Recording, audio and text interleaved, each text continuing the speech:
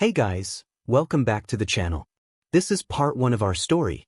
If you like this what if story and want to see part 2, let me know in the comments below.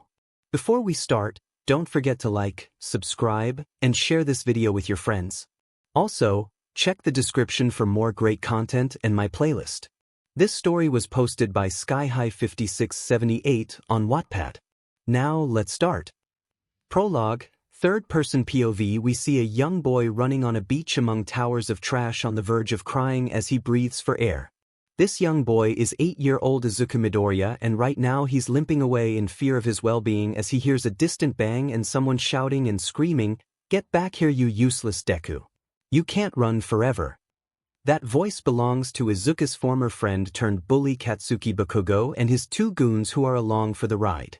Well, you're probably wondering why Bakugo and his little group is chasing young 𝗧𝗑𝗧, and that would be due to something called being quirkless.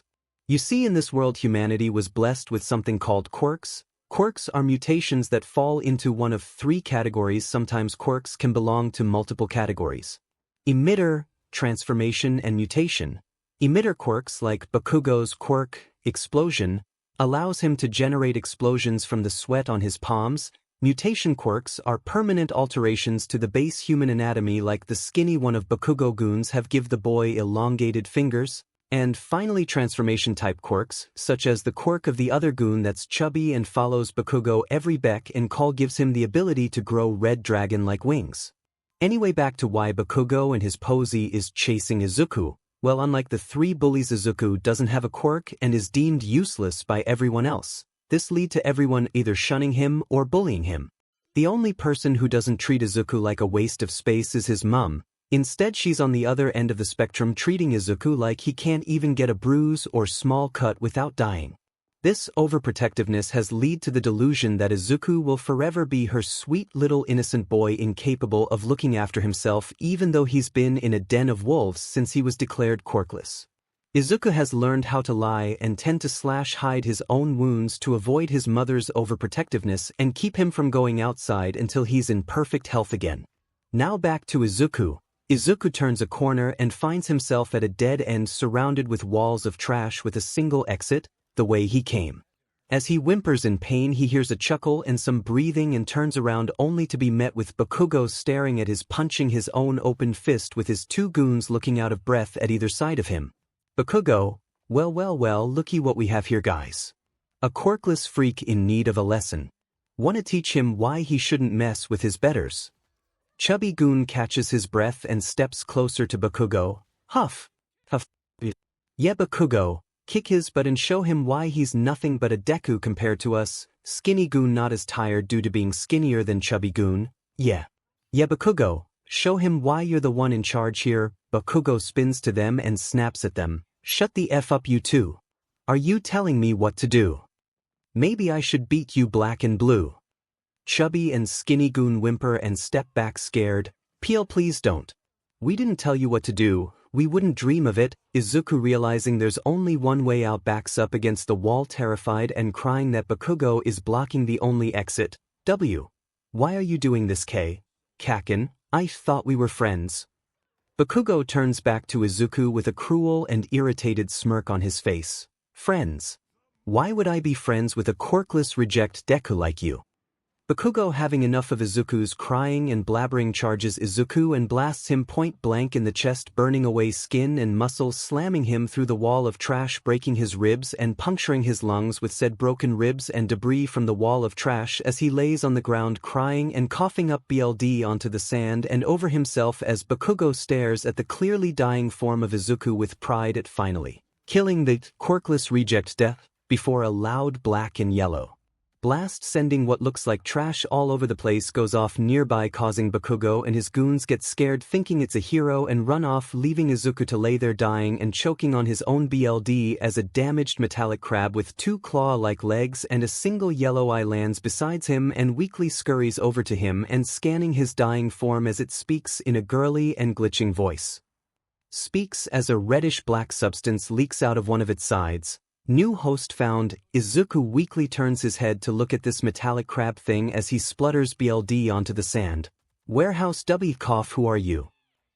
looks at Izuku's weak form in shock that he's still alive and hesitantly answers, "I am 𝐒𝐮𝐦𝐦𝐸 and you are clearly dying human." Izuku starts to cry as he stares at 𝐒𝐮𝐻𝐻.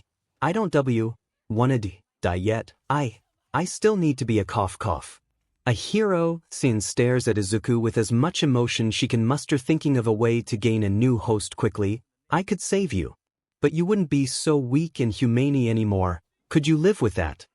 𝐒𝐮𝐻𝐻 watches Izuku quietly processes this and give a weak nod as his life is clearly slipping away as the sun is seen about to set behind him.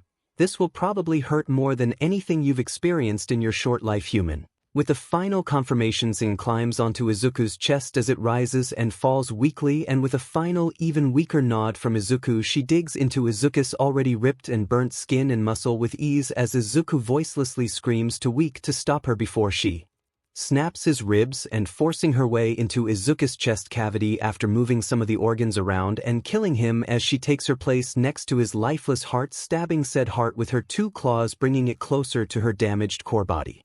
Outside of Izuku's body, we see his lifeless and pale body twitch and writhe as all the BLD and some metal scraps around him fly back into his body as his open wounds heal over with metal before skin grows over said metal, and he suddenly sits up as lines of unreadable code flies through his eyes and throws up any BLD and mushed up bones and organs he had that 𝐒𝐮𝐻 deemed not needed and replaced them with standard drone parts. Beneath his skin, little did he know at this moment that was everything but his skin, eyes, heart, brain and stomach, and anything she kept was converted to drone parts from the surrounding metal.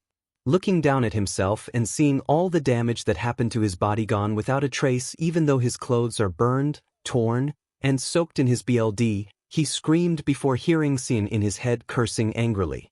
𝐒𝐮𝐻 is trying to move Izuku's body and finds she has no control right now. Go god fuck kin d damn it.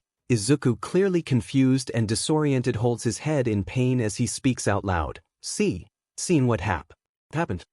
𝐶 shocked that Izuku can hear her speaks into Izuku's now mechanical mind. Why you can hear me? Izuku responds, holding his head as he blinks, trying not to throw up again. Why?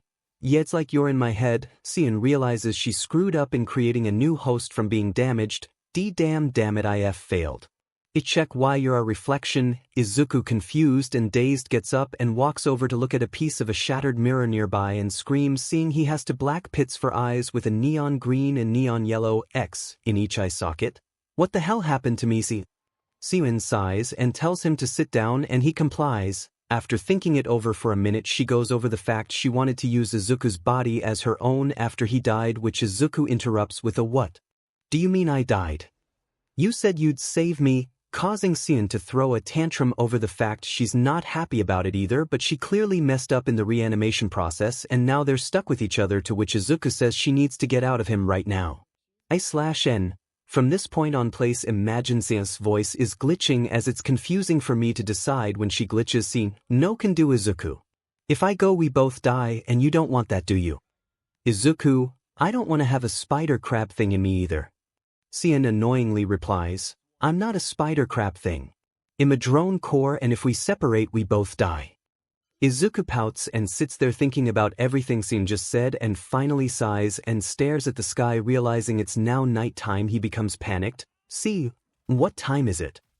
𝐶𝐮 replies, wondering why he's so panicked about the time. I don't know, it's been a few hours at least. I'm not a clock. Why do you want to know the time anyway? We've got to sort out what we're going to do about this whole situation. Panicked and clearly distressed about hearing it's been a few hours, runs towards his house and screams out, I've got to get home now or mom will be freaking out to the police. 𝐶𝐮, not knowing this, starts to panic at the thought of being discovered. Izuku, stop. You can't let anyone know about us right now. If you do, we'll be taken away and experimented on, and I'm not going back to a life of cruelty and abuse. Izuku, clearly even more distressed now, freezes on the spot. Why would we be taken away? Why would we be experimented on, and what did you mean by going back to a life of cruelty and abuse? 𝐶𝐮, realizing she said that, quickly bites out, That's none of your business, human scum. Just get home and don't mention a thing about me or else you'll have hell to pay. Izuku decides to just stay quiet and get home. Once he gets home, Izuku sees his mother Inko Midoriya talking to 2 police officers as she sobs incoherently about how her baby boy was meant to be back hours ago. After calling her out from behind the crowd, Inko takes in Izuku's torn, burnt and bloody clothes. She demands to know what happened, so Izuku comes up with some convoluted lie that his mother believes in a heartbeat due to her delusion that he'd never lie to his mommy. After 30 minutes of her stressing herself out making sure Izuku is in perfect condition, which thanks to 𝗂𝗏 his appearance is in perfect condition including his now normal-looking eyes, which Izuku reminds himself to ask 𝗂𝗏 about later. Once all is said and done, Izuku makes his way back to his room, which is plastered in all-might merch from wall to wall. Izuku decides he and 𝗧𝗏 should finally talk about what they should do. Taking a seat on his bed, Izuku sighs in relief as he can finally relax before testing something. 𝗧𝗏, can you hear me? 𝗧𝗏 takes a moment to think about how she's gonna acquire control of this body while Izuku deals with his mother when she suddenly hears Izuku calling her like he's in her head. What do want human? Izuku, look, we need to talk about how we're gonna deal with this. I propose that we come to an agreement since we can't separate ourselves without dying, but I'm not giving you my body, so we need to work out a compromise. 𝗧𝗏 thinks over the idea and realizing she's not got much choice, she reluctantly agrees. Agreed. I suggest that you have control of this flesh sack whenever we need to blend in, such as around your mother or those other small humans from earlier, and I get control of the body whenever we're not around them while you get nothing. Izuku sits there in disbelief that 𝗧𝗏 would even suggest that. No way am I giving you that much freedom in my body, especially when I don't trust you and have no idea what you'll do with my body. 𝗧𝗏 sits there pondering to herself what she can do to convince him to give her access to his body, as she has a sudden lightbulb moment and focuses on this little amount of control she has and forces a camera-looking limb to sprout from Izuku's back with a single yellow eye for a camera before it projects a little spider crab thing on his bed next to him, causing Izuku to almost scream at what's just happened. Izuku clearly terrified as his vision flicks from the now new limb sprouting out of his back and the undamaged drone core of 𝗧𝗏 as he yells, What the hell is this? Did you do it? How and why are you doing this? 𝗧𝗏, that, Izuku, is me. Or part of me. It's hard to explain, but it allows me to generate hard light 3D images. Basically a hologram for use of simple words. Yes, I did it, and I'm doing this for ease of communication and to get my offer across with some proof of substance.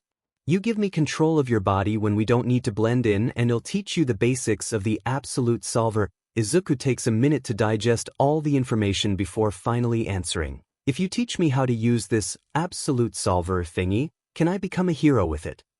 𝗧𝗏 takes a second to process his request, and the camera nods slowly in unison with the hologram core. You can. But I must warn you, once you start using the solver actively, there's no going back, so don't say I didn't warn you. Now where do we stand on my control time, because I want and need control if we're to survive together. Izuku sits there mulling over the possible consequences of using the absolute solver, or just the solver as 𝗧𝗏 put it before saying, you can use my body in dire situations or when I'm unconscious or sleeping, as long as you don't harm anyone or do anything illegal. Deal or no deal? 𝗧𝗏 ceases all movement and goes completely still, contemplating the offer. A loading wheel appears on the camera's eye before turning back to normal. I think I can get behind that deal on wheels. Teehee. Now go to sleep so I can gather information about this world. Later that night, after ironing out more details, Izuku reluctantly goes to sleep, giving 𝗧𝗏 control of Izuku's body, and we can see 𝗧𝗏 flicking through pages and pages of information about the world, quirks, and trying to see if anything from her old universe exists here, such as the worker drones. But despite being over 200 years more into the future compared to her old world, as V would put it, the most advanced I in this universe is quite literally a somewhat sentient toaster. This is how 𝗧𝗏 spent the rest of her night. Researching well until Izuku woke up, which automatically changed the controlling personality from 𝗧𝗏 to Izuku. Previously on the Absolute Solver Hero, Tessa, last time we saw Izuku running from Bakugo and his goons before beating him till he lays on his deathbed made of sand and surrounded by piles of trash. This is where he met a damaged 𝗬𝗏 and where Izuku gained a companion for life when 𝗬𝗏 fails to take over Izuku's corpse, instead bringing him back to life at the cost of forever being stuck with our resident psycho drone. Realizing it was getting late, Izuku returns home to his extremely overprotective mother, who sends him to bed almost immediately after checking he was alright despite his torn and bloodied clothes. While in bed, he talks with 𝗬𝗏, where they come to a mutually beneficial deal. Simplified, the deal with 𝗬𝗏𝗏 can use their shared body when he's asleep or unconscious, while izuku will maintain control when he's awake to keep 𝗬𝗏𝗏's secret, and in return 𝗬𝗏𝗏 will teach izuku to use the absolute solver to obtain his dream of being a hero, after warning him he won't be the same if he decides to start actively using the solver. With that done, let's officially get into the new chapter.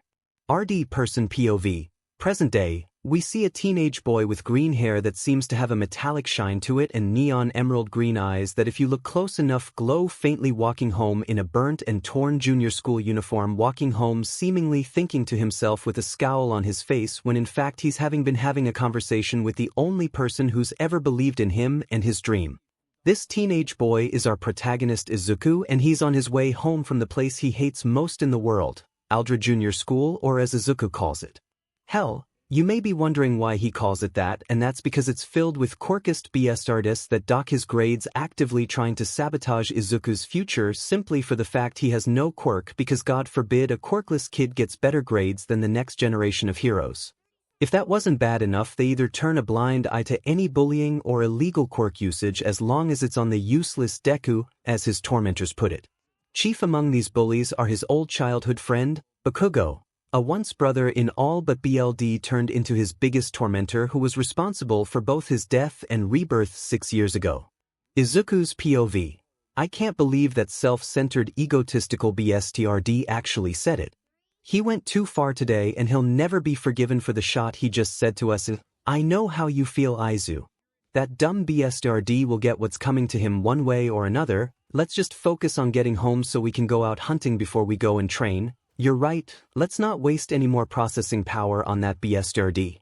I was thinking we could go hunting after training, that way we'd have more time to train with the solver and we could actually finish our sparring session.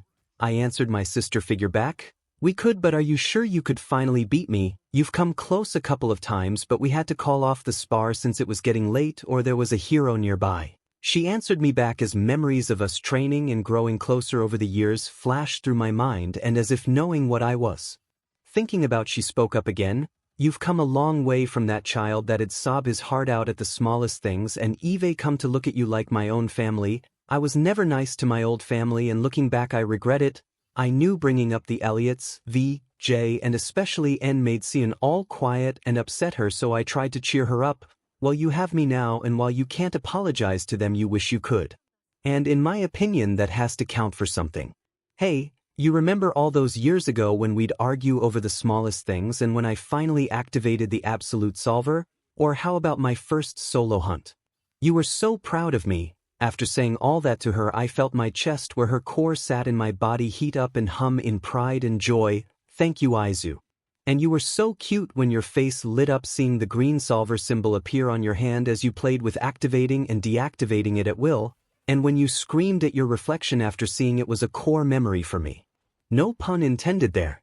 I giggled at the memory of seeing my eyes become pits of pure darkness with a lone neon green, the 10th, where my pupils would be, and a mouth filled with sharp teeth as parts of my arms, legs and chest melted and fell off me as my drone-based body appeared from beneath the missing patches of skin, made me shriek in fright. I was so scared of how I looked I almost cried, but then I heard you laughing and we got into an argument before you explained how the absolute solver works and that I'd need to assimilate matter to stay in a sane-like mindset. Well, as sane as we can be, we both paused for a minute before we burst out into laughter, her laughing in my head as I was clutching my stomach and wheezing by the end of our laughing fit that tapered off into insane giggle fits. Hey, when you think about it, we've both picked up each other's more eccentric traits. Some more useful than others, I felt her hum in response before finally answering me. Well, your advanced vocabulary and stable mind has helped with my glitchy stutter and insane childishness, but then again that insane childishness has rubbed off on you, so there's that. In some ways it helped you adjust to needing to hunt and kill people, but it can also cause us to get distracted at times as we enjoy watching the terrified and looks of fear on our prey. So small concessions, I hummed in kind as I thought it over, and my first solo hunt flashed through my mind. 5 years ago it was a night I'll never forget because it was my first hunt that 𝗬𝗏𝗏 didn't take control and let me just observe and watch to grow accustomed to BLD, gore and violence, as well as how to hunt efficiently.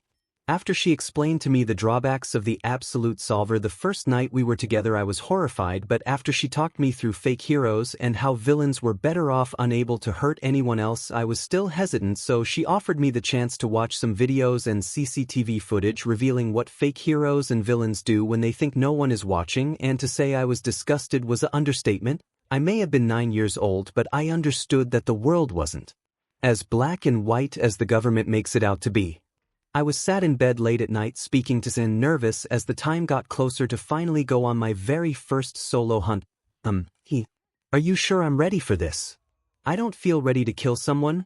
I waited for a minute before 𝗧𝗏 finally spoke up in my mind. You're ready, Izuku? You've been training all year for this, and you've been on over 50 hunts with me, watching as I gave you advice and questioned you about methods and where I could have improved after I made deliberate mistakes for you to point out and learn from. Just trust me, your first kill and feeding will likely make you sick to our stomach, and I'll coach you through it, so don't worry. I'm with you all the way. After all, you can't get rid of me. I sighed and gulped in apprehension. If you're sure, then let's get this over with. I finally heard my mother go to bed and sighed. The time finally came for me to go on my own hunt. I sighed once again and crept over to the window before climbing out of it and using limb creation to create a pair of wings and a tail for balance and sharp turns. The eel-like tail head whispered to me in 𝗧𝗏's voice, "Let's do this, Izuku. Remember to keep your body level as you fly and use the clouds to hide yourself." I whispered back and sighed, I know. Let's just do this and get back before sunrise." I jumped out the window and let myself glide before beating my large bat-like wings and rising higher into the sky so I could hide in the clouds as I look for my prey, as 𝗧𝗏 calls it. My neon eyes cased the landscape of Mustafu for almost an hour before finally spotting a shady man enter an alleyway, and I dived down to the building next to the alley, looking down at him, already feeling a little sick with what I was about to do. I crawled down the wall and stalked closer to him as I used my absolute solver to cause two bins to bang against each other, creating an opening as the man in question shouts out, "Who's there? Come out before I come over there and kill you." With his focus now away from his surroundings, I pounced on his back, covering his mouth, and sunk my teeth in the back of his neck as I used my tail to rip the front of his throat as he started to choke and gurgle on his own. Billy.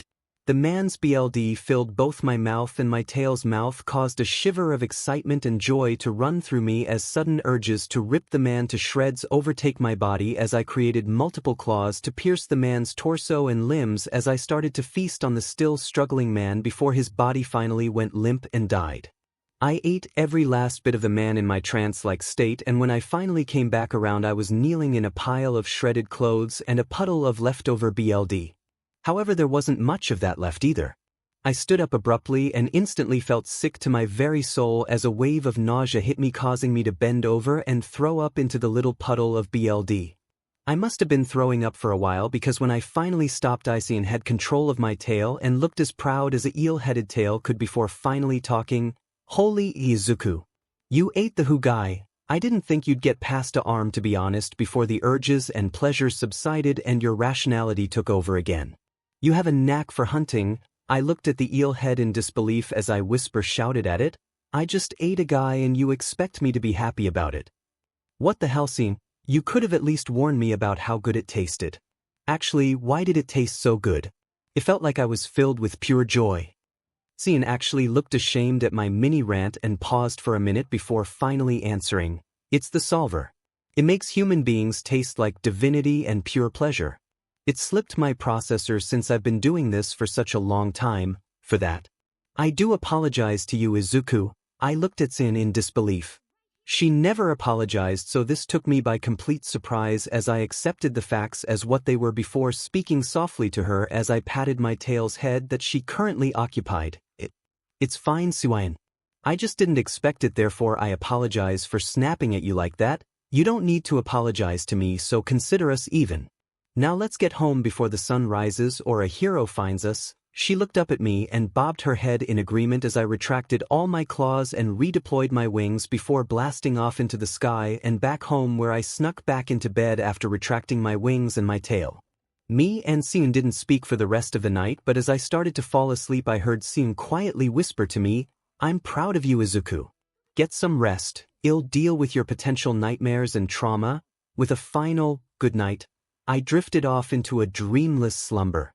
Present day, 𝗧𝗜𝗧𝗟𝗘. I snapped out of my little flashback and responded to my sister. Sorry, I sorta had a memory relapse back to my first solo hunt. She stayed quiet for a minute before responding, oh 𝗧𝗬, I'm sorry. I know it's hard at times, but it was necessary for you to be able to keep living. 𝗧𝗬𝗧𝗟𝗘, do you mind just looking around quickly? I looked around the bridge underpass we just went through and see dark green slime splattered around the walls, ceiling and floor. I quickly composed myself and asked him what happened. 𝗧𝗏, what the hell happened here? Before I could get a response, a loud booming voice I recognized from years of watching videos and interviews of a certain man suddenly echoed through the underpass, and before I could process anything, a hulking figure appeared before me. Ha! Do not fear, for I am he. Late, apparently. All Might appeared before me and stared down at me before talking again. Young man, did you by chance happen to see a villain made of green sludge pass through here? After a moment of silence and a quick debriefing from 𝗧𝗏 on what happened, I spoke up with a normal tone which must have shocked All Might judging by the look on his face. Yes, I did, All Might. He's currently splattered around the place as you can see. I gestured to the green sludge currently spread around the underpass. After a minute of silence from All Might, he finally speaks up after a mini coughing fit into his hand as steam slowly starts to rise off him, catching my attention. Well done, young man, on apprehending this villain. I've been chasing him all morning when he fled into the sewers, and I followed him. Would you mind helping me collect his pieces? I stared in pure shock as a cloud of steam suddenly emerged from him and a skinny skeleton-like figure stood where the hulking figure of All Might once stood. Before regaining my composure and aiming an absolute solver symbol at him, trying not to let my absolute solver form take over. Who are you really? Impersonating the #1 hero is a serious crime. All Might clearly looks at me shocked before gathering his thoughts and claiming he is All Might. Only after he lifted his shirt, revealing a serious injury and giving a brief explanation that he got into a fight a few years ago that left him injured and limited his hero time a day to 3 hours a day, did I drop the solver symbol pointed at his face before he once again asked for my assistance with the sludge. I looked at him before using my solver symbol and rounding up the sludge and cramming it into a bottle before handing it to him. Telekinesis, a useful quirk for sure. Are you wanting to be a hero, young man? I looked at the skeleton I'm now dubbing Small Might before answering and dodging the quirk comment. I am aiming to be hero, All Might. It's been mine and my sister's dream for years. He looked at me before nodding and taking the bottle and holding it up. Well, young man, and I must wish you and your sister with luck. This is where we must part. I must be delivering this villain to the appropriate authorities now. Is there anything you'd like before I go? I looked at him and nodded before handing over a notebook and pen, asking him to sign it, to which he does. As he turns away, I ask him something that has always bothered me deep down. All Might, I have a single question for my sister. You always say anyone can be a hero, so can she be a hero without a quirk? I suddenly blurted out, hearing 𝗧𝗏 complain about needing approval from someone other than her and implying she was powerless in the back of my mind. All Might stumbled and turned back to me with a hard expression on his face. I knew it, here it comes. He finally spoke. Honestly, young man, I don't think it'd be best for her to pursue the path of a hero. The hero line of work is a dangerous and difficult journey. That much can be said about being a hero, and I can attest to it with my injury, which you have seen. Instead of being a hero, I'd suggest she become a doctor, firefighter, or police officer. While they don't get as much limelight as us pro-heroes, they are just as important as heroes for society to function. With that being said, young man, I must be off now. I wish you luck in your pursuit of becoming a pro-hero. And with that, he transformed back into the hulking, unstoppable man known as All Might and leapt away, leaving me seething at his response. That damn hypocrite. Spouting all that nonsense about anyone being able to be a hero. 𝗧𝗏 was trying to comfort me by whispering sweet nothings in my mind as we walked home. After roughly half an hour of walking, we heard a nearby explosion and ran to it, only to see the back end of a crowd forming. As I pushed my way through to the front of the crowd, me and 𝗧𝗏 were greeted with a sight that made us smile in pure joy, almost as much joy as when we go hunting together. My dear old friend Bakugo setting of explosions as he was trapped in a mass of green sludge that was trying to force its way down his throat. Me and 𝗧𝗜𝗍𝗧𝗟𝗘 actually laughed at the fact that the muscle-headed hypocrite lost the bottle and that the villain took Bakugo hostage, as well as the fact that the heroes, Backdraft the water hero, 𝗏𝗏𝗧𝗏𝗧𝗏 the giant hero, and Death Arms the muscle hero weren't doing anything to help the situation. The only one doing anything noteworthy was Backdraft putting out the fires Bakugo is constantly starting. I gave a sigh and walked past the heroes towards the villain and Bakugo as they shouted at me to stop and yelling at me asking what I'm doing, as I ignored them, asking 𝗧𝗏𝗏𝗧𝗏𝗏 out loud, "How much should I hold back, sister?" My tail formed, shocking Bakugo momentarily as it responded in 𝗧𝗏𝗧𝗏𝗧's voice. "That's up to you, dear brother, personally. I say you show the BSer to your true form and scare what little brain cells he has." I hummed in agreement as my body morphed, claws and limbs extended from my back as I skin-sleuthed of my skin, leaving my drone-like body from the neck down.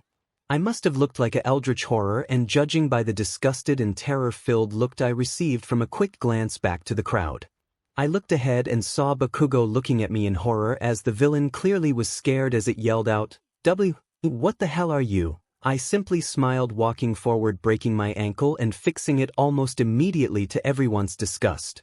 Controlling this many limbs is a pain to coordinate with my natural legs and arms. I decide to have a little fun and follow in my sister's past steps as I respond to the villain, easier to assimilate than explain anyway. I say as I drop to all fours and crawl before jumping at the villain and Bakugo, yanking Bakugo out of the mass of sludge and flinging him towards the crowd and the disturbed heroes, not really caring about the fact I just broke his arm and foot before slicing parts of the villain off and using my absolute solver to hold it in place and generating a move I don't like using very often due to the damage it can cause, but what the hell, I'm putting on a show. I hold a absolute solver creation symbol in my hand before it turns into a small black sphere with a neon green outline with the word null inside the sphere before throwing it at the suspended villain, which causes a small suction force pulling the villain into the ball and exploding, sending the villain everywhere and putting out all the fires from the shockwave. With that over, I look back at the terrified crowd and heroes before smiling and hold up my hand before snipping my fingers together like scissors before saying, "Bad job, heroes," teleporting away, still smiling before collapsing to my knees and retracting all my extra limbs as my solver form reverts back to my human body breathing. I heard 𝗏𝗏𝗧𝗏𝗧𝗏 say a single thing before I passed out leaning against a wall. "Well done, 𝗏𝗏𝗧𝗏𝗧𝗏. You were perfect, from fear factor to situation control, you were amazing." With that said, I smiled and passed out. 2 hours later, I woke up to someone tapping my cheek and found All Might in front of me, smiling broadly. I jumped up and pointed my absolute solver symbol at him as my tail forms and hisses at him as I look around searching for any other heroes, aware I broke multiple laws earlier. Once I saw no one was here but us, I lowered my absolute solver symbol but kept my tail pointed at him as I spoke. "Hello, All Might. Would you mind explaining why you found me and woke me up? Are you here to arrest me?" All Might looked at me in shock before he realized what I meant and spoke up. "Arrest you? While you did break the law today, you also saved an innocent civilian today, even if you scared everyone including myself with you. Cough alternate form, you did the right thing and did the other hero's job and saved a life at risk. For that you have my thanks." I was still skeptical but retracted my tail as I listened to him babble on about something to do with a torch passed on to him. Then he dropped a bombshell that took me by surprise. He offered me his quirk and I became outraged at him after figuring out he was once quirkless just like me. I was seething with rage as I told him to shove his quirk where the sun doesn't shine before I deployed my wings and took off to cool down as I spoke with 𝗏𝗏𝗧𝗏𝗏𝗏 about everything we just learned and watched the sunset together from above the clouds. After watching the sun set and the moon rise, we head home. I opened the door and called out, "Hey Mum. I'm home." No response. That's weird. Usually she welcomes me back, so I cautiously walk towards the kitchen and see my mum shaking in terror. I walked towards her and she stepped back as she stared in horror at me as her eyes flicked to the living room. I looked over at the living room and froze at the TV. It was playing the news and incidentally I was the top story. The headline stated, "Teenage Hero or Teenage Horror." I looked at my mother and raised my hands towards her as I said, "Mom, I can 𝗏𝗏𝗏𝗏𝗏𝗏𝗏𝗏." She cut me off as she screamed, when I stepped closer and grabbed a knife before slashing at my hand and slicing through my palm, making my oil and BLD spill out onto the floor before my palm sizzled and sealed shut without a mark as my mom stared at me in newfound horror and spoke as she trembled. "Monster, Why, you're not my son. My son could never be such a horrid monster. I stared in disbelief as I tried to talk to her. Mom, it's me, I'm your son. Your child. She cried and shook her head in denial. I took a step closer to her and she went to slash at me again, so I took a step back and dodged it and took the knife from her. That was a mistake as she screamed out, "Get out, you monster. And don't you ever come back here. Why, you're no son of mine." She sobbed as I was heartbroken and went to my room to grab a few things like my phone charger, a bag, some money and some clothes before destroying my notebooks and diary, since I didn't want anyone to find out about 𝐒𝐮𝐬𝐴 before taking off out the window and flying to the beach where I met my sister all those years ago. Once I got there, I screamed out in frustration and destroyed the surrounding piles of garbage that I hadn't cleaned yet in training. I didn't care what I used, I just wanted to let off some anger. I demolished part of the beach with a 𝗔𝗨𝗧𝗟𝗘, tore towers of trash apart with my claws. After I let off a larger 𝗔𝗨𝗧𝗟𝗘 that blew a building-sized crater in the beach, I used my absolute solver to assimilate the trash that wasn't destroyed and took off to go on a quick hunt or two. The whole time 𝐒𝐮𝐬𝐴 was quiet, but I could feel she wanted to say something but couldn't decide whether or not to say it. For hours later I was tired, so tired. I finally got a successful hunt after flew to an abandoned building on the outskirts of 𝗧𝗪𝗡 forest. And what did I find? A whole gang discussing future plans that I didn't care to listen to since I just wanted to eat after such a stressful day. It's safe to say that I tore apart the gang, and before I knew it I was surrounded by BLD but not a single body part. I found a room that had a makeshift bed with a mattress and cover and decided to call it a night. I wondered what 𝐒𝐮𝐬𝐴 was thinking about so much she stayed quiet since the incident, with All Might offering me his quirk as I drifted off into a dreamless slumber after setting an alarm for 12 hours from now. 12 hours after 𝗧𝗑 fell asleep. izuku's POV. I woke up to an annoying beeping noise and hit my fist against my head, shutting up my internal alarm before looking around in confusion before the events of yesterday come crashing back down on my mind full force, and I find myself crying and laughing for some reason before I hear 𝐒𝐮𝐬𝐴's voice slightly panicked next to me. "Izu, are you okay? Why are you crying and laughing at the same time?" The form of 𝐒𝐮𝐴 in her Tessa skin suit is kneeling next to me with a worried look on her face. I look up at her and respond with an uncertain expression as tears of oil and BLD run down my cheeks as occasional laughs and giggles fill the room. "I'm not sure, sis. I know why I'm crying, but I don't know why I'm laughing or giggling. I mean, my mother just declared me a monster and her son no more after attacking me and kicking me out. I shouldn't be laughing at that." I let out a choked sob before being hugged by her. I know it's just a hologram of my sister in all but BLD, but her next words really made the floodgates open. "It's okay, brother. No matter what, you're my family and you will always have me right here." She pulled away from me briefly and pointing at my chest where her core sits before hugging me again. Even though I couldn't physically feel her hold me, I sobbed my heart out to her before passing out from emotional exhaustion. 𝐒𝐮𝐴's POV. I held my dear little brother in my arms using limb generation to simulate it as I stroked his hair and laid him back down before letting my hologram linger around to keep an eye on his sleeping form. "That beach. Look at what she's done to my poor Izu. Rest assured, brother, I will rectify this error eventually. I swear my core and code on it." I went over the offer and plan I was coming up with last night. I ran every simulation, took into account every possibility, then ran the simulations at least 1,000 times again to make sure everything would work and go as intended. I would never risk my Izu. This was the best option possible to make sure Izu and I could never be separated. Not even ripping my very core from his body would separate us. My plan was simple in words. In practice was another thing entirely. I was gonna offer izuku my own core to share with me. We'd be equals in everything and unable to hide anything from each other if it went as intended, and I planned to make it like that if he accepted. We'd both be hosts for the solver and share each other's pasts and future, forever. He'd be giving up the last semblance of his humanity if he agreed. His body would be our core, and his current body would be nothing more than a puppet for us to control. He'd truly be my brother then, and me his sister. I was disturbed from my personal thoughts as I watched his tear-stained face soften and his glowing neon green eyes that reflected my neon yellow as we stared at each other before I spoke softly to him, deciding I should bring this up now while we're alone for the foreseeable future. Good afternoon, Izu. How are you feeling? Izuku's POV. I was staring into my sister's neon yellow eyes that glowed like the sunrise, barely registering her words before I answered her. I've been better, sis. But I'm alright 'cause you're here with me. She smiled at me with a grin that'd scare the skeleton out of someone if they didn't know her like I did. To me, that grin was filled with pure love and made me feel happiness beyond anything a good hunt could provide. Her smile disappeared and was replaced with something akin to nervousness, which made me worried as I sat up hastily and asked, "Sis, what's up?"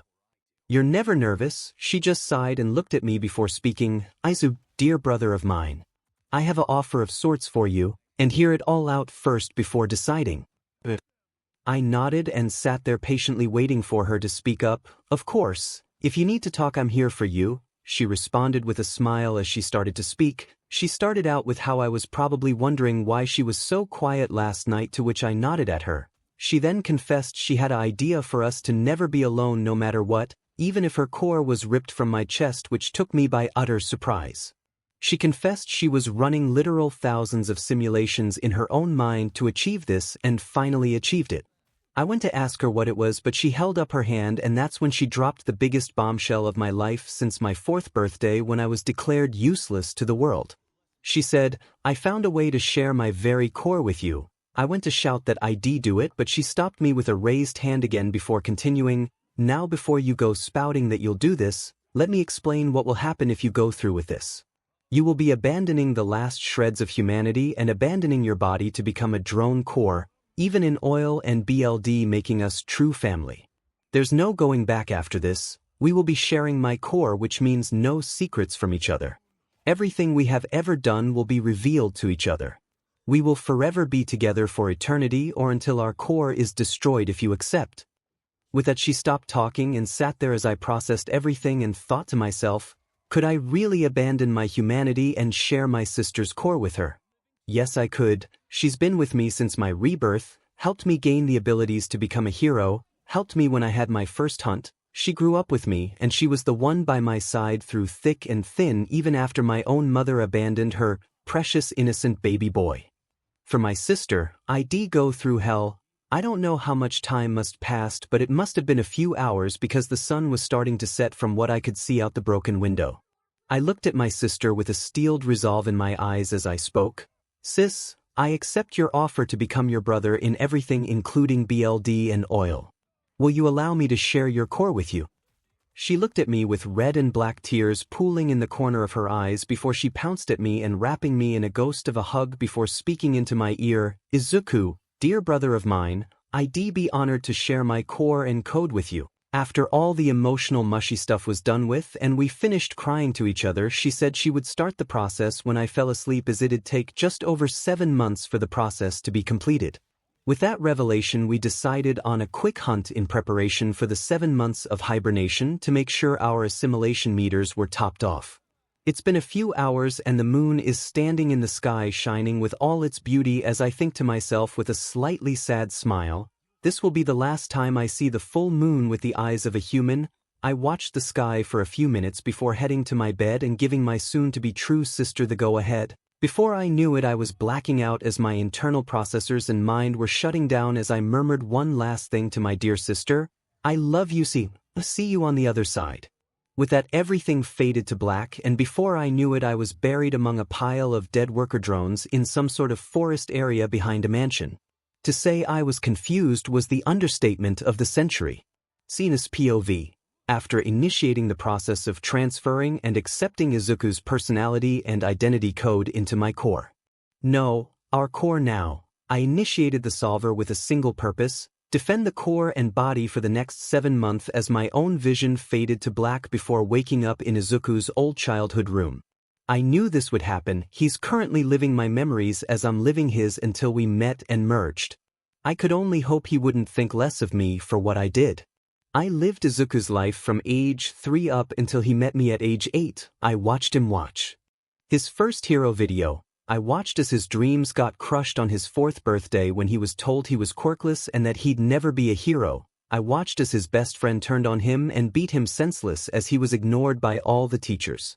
It broke my core to know my Izu lived like this without me to comfort him and help him. I watched everything up until he met me on the beach where my plan to take his body for myself failed. Looking back on it, I'm happy it failed because now I've got myself a brother. Everything started to fade to black as familiar lines of code indicated I was booting up. Izuku POV. I've deduced that I must be living 𝐒𝐮𝐬𝐽𝐻's life after a few days. My body feels like it's on autopilot and it goes limp at times and my speech patterns are weird. It's like I'm narrating what I'm doing or feeling.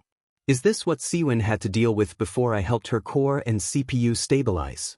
I watched as Tessa pulled 𝐒𝐮𝐬𝐽𝐻's barely functioning body from the pile of discarded worker drones to put me back together. I watched as Tessa, V, and especially N became like family to me. I watched as 𝐒𝐮𝐻 was belittled and treated like a pile of defective trash. I watched as Jay would lock me in the basement under orders of Mr. and Mrs. Elliot or of her own will I wasn't sure. I watched as she snapped and used the absolute solver to kill people. I watched as 𝐒𝐮𝐻 assimilated the earth and seized Tessa's body before wearing her like a suit. I watched as her and a rebuilt Jay went to Copper 9 and fought 𝗂𝐮, N and V before 𝗂𝐮 finally killed 𝐒𝐮𝐻. And as I saw my 8-year-old body on the beach bleeding out, everything faded to black as code filled my vision. /booting up system / error detected / attempting upload / worker drone v2. 1. 8 progress 12% / worker drone v2. 1. 8 progress 27% / worker drone v2. 1. 8 progress 43% / worker drone v2. 1. 8 progress 61% / worker drone v2. 1. 8 progress 84% / worker drone v2. 1.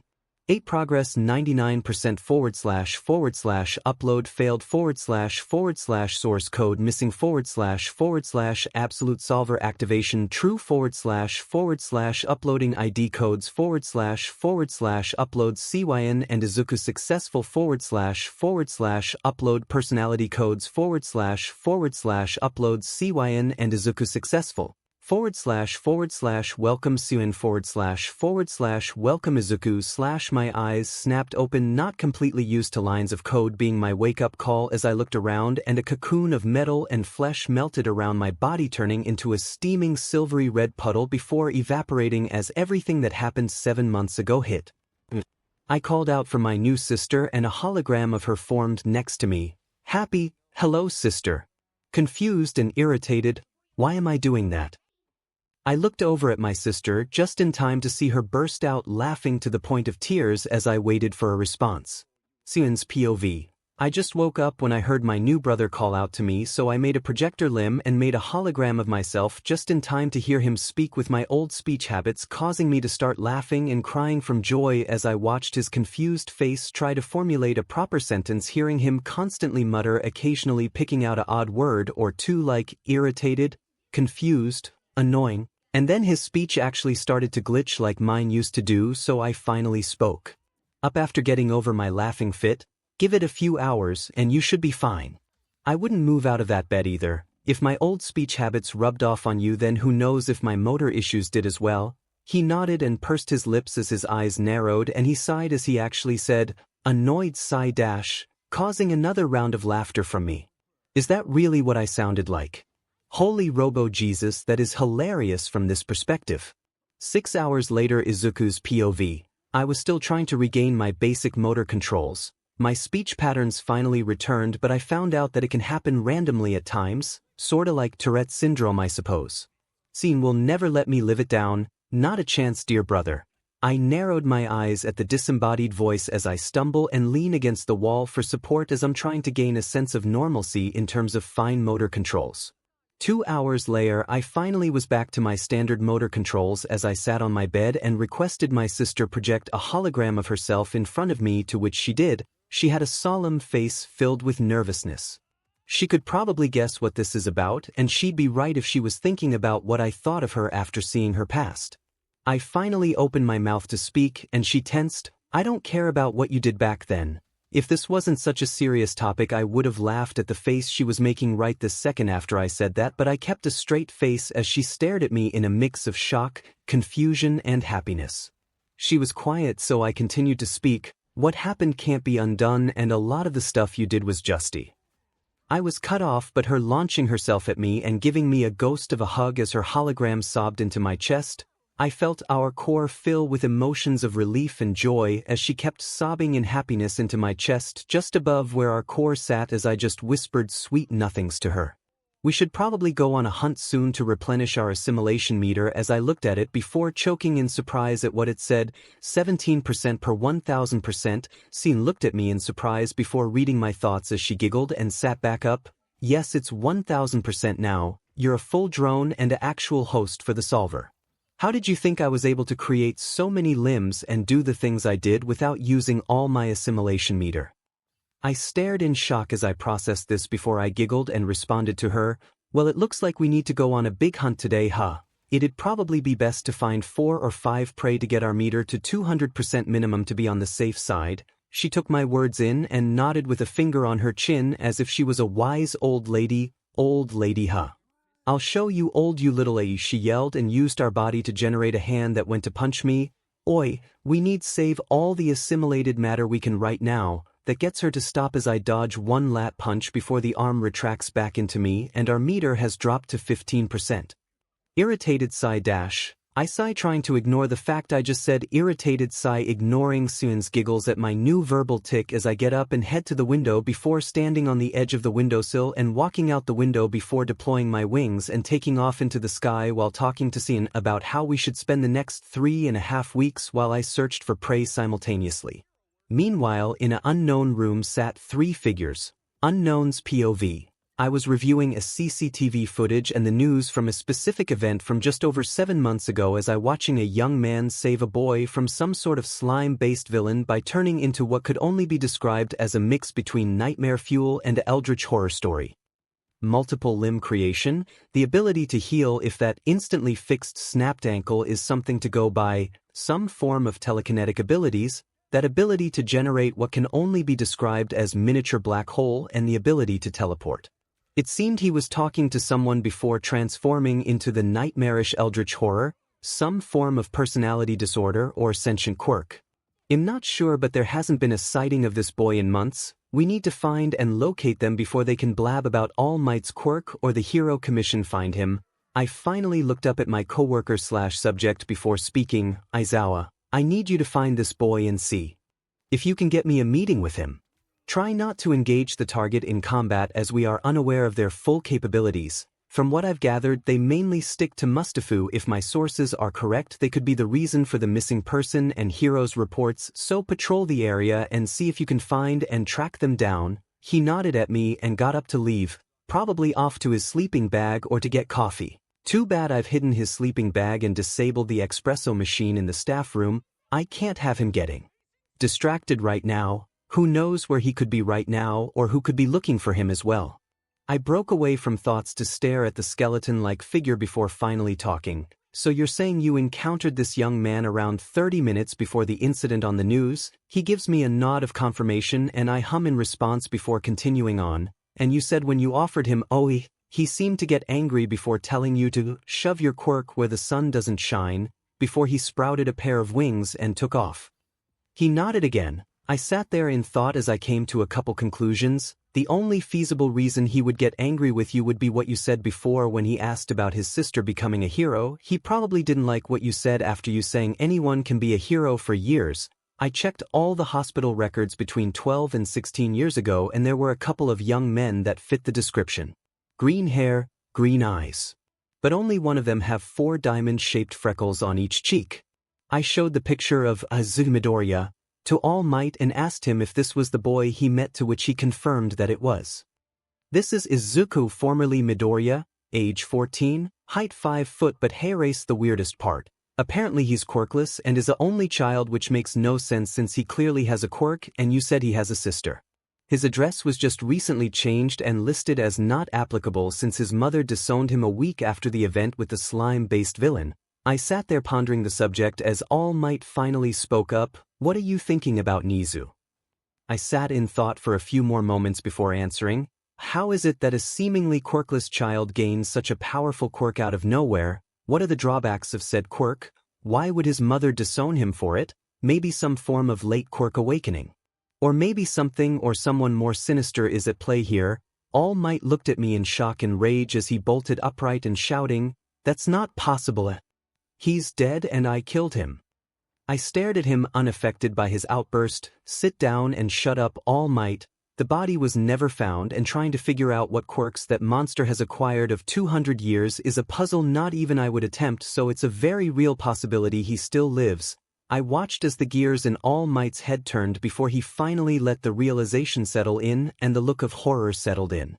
All I knew was that we needed to get that boy on the side of the heroes. If the abilities that he displayed were just the tip of the iceberg, then it's paramount we get him on our side or in an interrogation for being in contact with AFO. We can't afford to take any chances if AFO is involved in any way. 4 days before 𝗂𝗧𝗟𝗔𝗚𝗧𝗛𝗡 POV. It's been almost 3 weeks since I woke up from my 7-month transformation and I became 𝗂𝗏's brother. Our body has been developing weirdly. It's starting to look more feminine and more like Tessa when 𝗂𝗏 took over her body. When I asked my sister about it, and she explained it's probably because it's just a core that's using the solver and it's defaulting to the original host body. It doesn't really bother me as gender is a human concept and I'm not human anymore, so why should I conform to their expectations? Anyway, me and my sister are on a hunt. Our assimilation meter is sitting at a comfortable 684% per 1000% and I think we're about to make it over 700%. I spotted a new prey as I silently landed on the lamppost next to him, jumping and gliding after him till he got to a corner and did a minor drag deal before wandering off. I stalked him for another 10 minutes before he finally went through a park. Perfect. Me and my sister giggled at each other. We followed him through the park till he passed us under a tree we were waiting in now. I used a few claws to stab into his back, enjoying his screams, before I used my absolute solver to snap the man's neck after thoroughly enjoying his sobs of pain and his terrified expression as he used some type of blade quirk to try kill us, but each slash made him more scared as we healed the damage instantly. After breaking the man's neck, I started to giggle before devolving into full-blown psychotic laughing and enjoying my meal. We ate everything once again, leaving a little puddle of BLD and shredded clothes as the only evidence left behind. After enjoying our meal, I checked our assimilation meter was sitting at 728% per 1000%. I was about to deploy my wings and take off when I heard a twig snap, making me spin on the spot before scanning the area and finding a man hiding behind a tree before liking my left eye as it glitched. "Lick, I know you're there. I just scanned through that tree you're behind, so come out before I make you 𝗂𝗧𝗏𝗧𝗛𝗡 POV. You've got to be kidding me. Why am I doing this? I've been searching for this kid for weeks now and all I've gotten is distant screams and a shadow blur past me as it takes off into the night sky. The result is always the same, a scream, a blur, and all that's left is some shredded clothes, a puddle of BLD with barely ever a sign of struggle. I was jumping from roof to roof among the shadows when I saw it. A shadow fly down onto a street lamp and jump/glide to another one, trailing after a man I identified as some low-end trigger dealer. The shadow seemed to be stalking him. It watched him and followed him into a park. I thought to myself. I dropped down from my position and ran into the woods as I tried to find the dealer. It must have been 5 minutes before I heard a scream from the other side of the little forest area from where I am, making me spin and run towards the scream. As I got closer, I heard giggles and laughter that sounded too unhinged to be from a child. Once I arrived, I was greeted with a truly gruesome sight. The child I was after using multiple extra limbs to pin and hold down the corpse of the dealer as it ate the man, seemingly enjoying the taste. After it finished, it stood up where I got a good look at it. The sight of BLD dripping from a child's mouth as they grinned insanely made me unconsciously take a step back. I heard a snap from beneath my foot and darted behind a tree as the child spun to face my direction before it somehow scanned the area with a neon green light. I glanced from behind the tree just in time to see it lick its own eye, which didn't really unnerve me as it said, "Lick, I know you're there. I just scanned through that tree you're behind, so come out before I make you." I felt an icy shiver go up my spine as I stepped out from behind the tree and stared at the child, who narrowed its eyes at me before cursing to itself as if it was having a conversation I couldn't hear as they yelled, "It's Eraserhead." That took me by surprise, since not many people know about me, yet alone my hero name. I was snapped from my thoughts as he paused for a second before looking disgusted.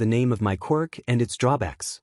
I left the drawback empty after a moment of consideration. I just put absolute solver for the quirk and classified for the drawback.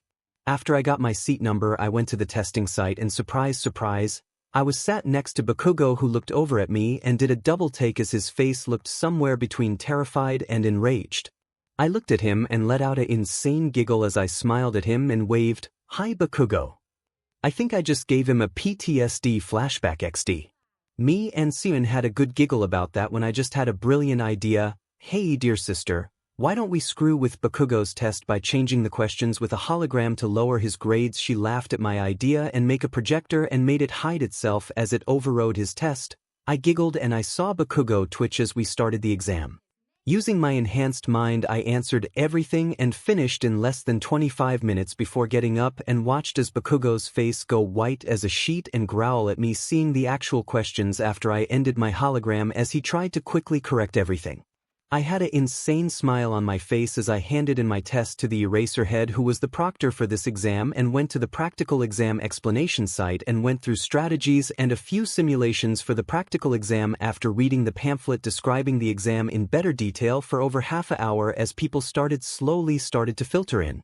Eventually Present Mike came in and started the presentation about the exam and I decided to just tune him out as I ran simulations about the best way to get through the 1-pointers, 2-pointers, 3-pointers and giggled at the simulations of taking on a 0-pointer and tearing it apart. Apparently that annoyed someone as they stood up and started babbling on about procedure and professionalism before turning to me and demanding me to stop giggling like that, whatever that means. And how dare he order me to do something? I stood up on my desk and glitched to him putting a claw on his desk as I grinned at him before saying in a deathly low and ice-cold voice, "Do not tell me to do something or else." Before going full eldritch horror on him, making him go ghostly pale and thoroughly scaring everyone here. With that said, I glitched back to my seat and indicated for Present Mike to continue. Present Mike coughed into his hand and composed himself before continuing. After all was said and done, we got our cards to tell us what zone we have to go to. I got zone B. Meanwhile, in the control room, 𝗔𝗧𝗧𝗟𝗘 POV. I sat there watching the exam halls of all the bright-eyed future heroes whose hopes and dreams have yet to be crushed. To be young and full of optimism, but there was one examinee that I was looking out for and I found them, 𝗧𝗜𝗧𝗟𝗘. Seems he took a new name. I'll have to look into it later and see if there are any connections to the names CYN or Elliot. He finished the exam earlier than most examinees. Interesting. I watched him wait in the explanation site giggling to himself with an insane grin before threatening another examinee before turning into a piece of nightmare fuel after being demanded to stop giggling as Aizawa walked in and said 2 words to me, "He's here." I turned to him and smiled, "I know. And he's more interesting than I originally thought. Make sure we call him up here as soon as the practical exam ends. We don't want to risk him teleporting or flying away." He nods as Midnight, Hound Dog, Snipe, Ectoplasm, Power Loader, 13 and all might look confused and start asking who I meant before I just told them to wait and see. They'll know who I mean when they watch the exam. Practical exam site B Gate Izuku's POV. After my little show in the explanation site, we headed to the locker rooms and went into a private stall where I changed into a dress that Tessa wore from 𝗬𝗏𝗧𝗏's memories when she arrived on Copper 9 and a pair of leggings before going out to wait on the bus. 10 minutes later, I was on the bus waiting for us to arrive at the exam area, which was taking forever as I was speaking with 𝗬𝗏 when I noticed the entire bus was actively trying to avoid me by not sitting anywhere near me and avoiding even glancing in my direction. I smiled and giggled, which made everyone shiver. I sighed in boredom and restlessness as I kept speaking to my sister. "This is so boring. Why couldn't we have just flown or teleported there? For one, we wouldn't know where we were going if all the sites looked the same, dear brother." I huffed and pouted. She was right and I hated it. "Ooh, look, we're finally here." I glitched out and ahead of the bus waiting by the giant gates for them to arrive. When they eventually got here, I saw Present Mike look confused at how I got here before them and just waved at them with a smile that must have scared them because I saw them gulp and actively avoid locking eyes with me. And here I was just trying to be nice by waving at them. I waited by the gate for the exam to start, ignoring the people that were taking about how excited they were while the rest of them were either standing around or stretching. Soon enough I heard the giant motors start to pull the gates open, so I generated my wings as a horn sounded and I blasted into the site, ignoring the shouts and laughs from other examinees saying things like, "Oi, they haven't said go yet," and telling me to get back or I'll be disqualified. This annoyed me as I pounced from my previous prey, leaving a trail of robot corpses behind me onto a 2-pointer, ripping it apart before it could aim its RBB bullet gun at me and drinking any oil. Idiots. There's never a countdown in a real hunt, I thought to myself as 2 3-pointers and 4 1-pointers surrounded me. I heard Present Mike in the distance screaming about how there's no countdowns in a real fight and that I was already getting points. I turned my attention back to the fight I'm in and grinned as I retracted my wings and dodged a strike from a one-pointer before I created my a few claws and scythe-like limbs to deal with the bots behind me, and I used my absolute solver to stop a concussive rocket aimed at my chest that was fired from a three-pointer before spinning it around and firing it back at 5x the speed. The three-pointer blew up, sending metal and oil everywhere as I started to glitch around using my scythe-like claws and my absolute solver to slice and fling the bodies of robots around. This continued for another 45 minutes roughly, and it got boring very quickly. This is getting dull. I wonder where that obstacle bot is, I heard my sister hum in agreement as I was using my absolute solver to idly deflect and redirect the RBB bullets and concussion rockets from hitting me as I glitched towards them and ripped the guns off them and shoving the gun through the camera and out the back of its head. Then out of nowhere I swear I could hear an insane laugh as I felt the ground shaking beneath me, which caused me to turn to face a hulking behemoth. I started to grin wildly as people were running past me away from the behemoth, not caring if anyone heard me as I spoke out loud. You seen this? Hell yeah, I'm seeing this, let's kill it. Agreed, 𝗧𝗜𝗍𝗧𝗟𝗘, let's do that. You sure, 𝗧𝗑? I nodded and felt 𝗧𝗜𝗍𝗧𝗟𝗘 invade part of my old body as I felt right eye glitch and change. If anyone looked at me now, they'd see one of my eyes have become neon yellow as my voice became a distorted mixture between mine and 𝗧𝗜𝗍𝗧𝗟𝗘's voice. Let's do this 𝗧𝗜𝗍𝗧𝗏. We started to run towards the giant feast when we suddenly noticed a person trapped in some rubble in front of our feast. We let out a collective sigh as we glitched in front of the girl with a permanent blush on her face, making her scream in surprise. We grabbed the rubble and tossed it aside before grabbing her and flying away, putting her down 2 streets away, and growled out, "Stay put." We glitched back to the all-you-can-eat buffet and flew up to dodge the punch it threw at us, landing on its hand before crawling up to its shoulder joint, and started using our yellow and green absolute solvers to twist the metal and expose its inner wiring and hydraulic oil pipes before ripping into it and eating the wiring and drinking all the oil, watching our assimilation meter slowly go up from 700%-710%, 720%-735%. It continued to go up until it reached 880% per 1000%, and we realized we drank all the available oil in its arm before making its arm limp.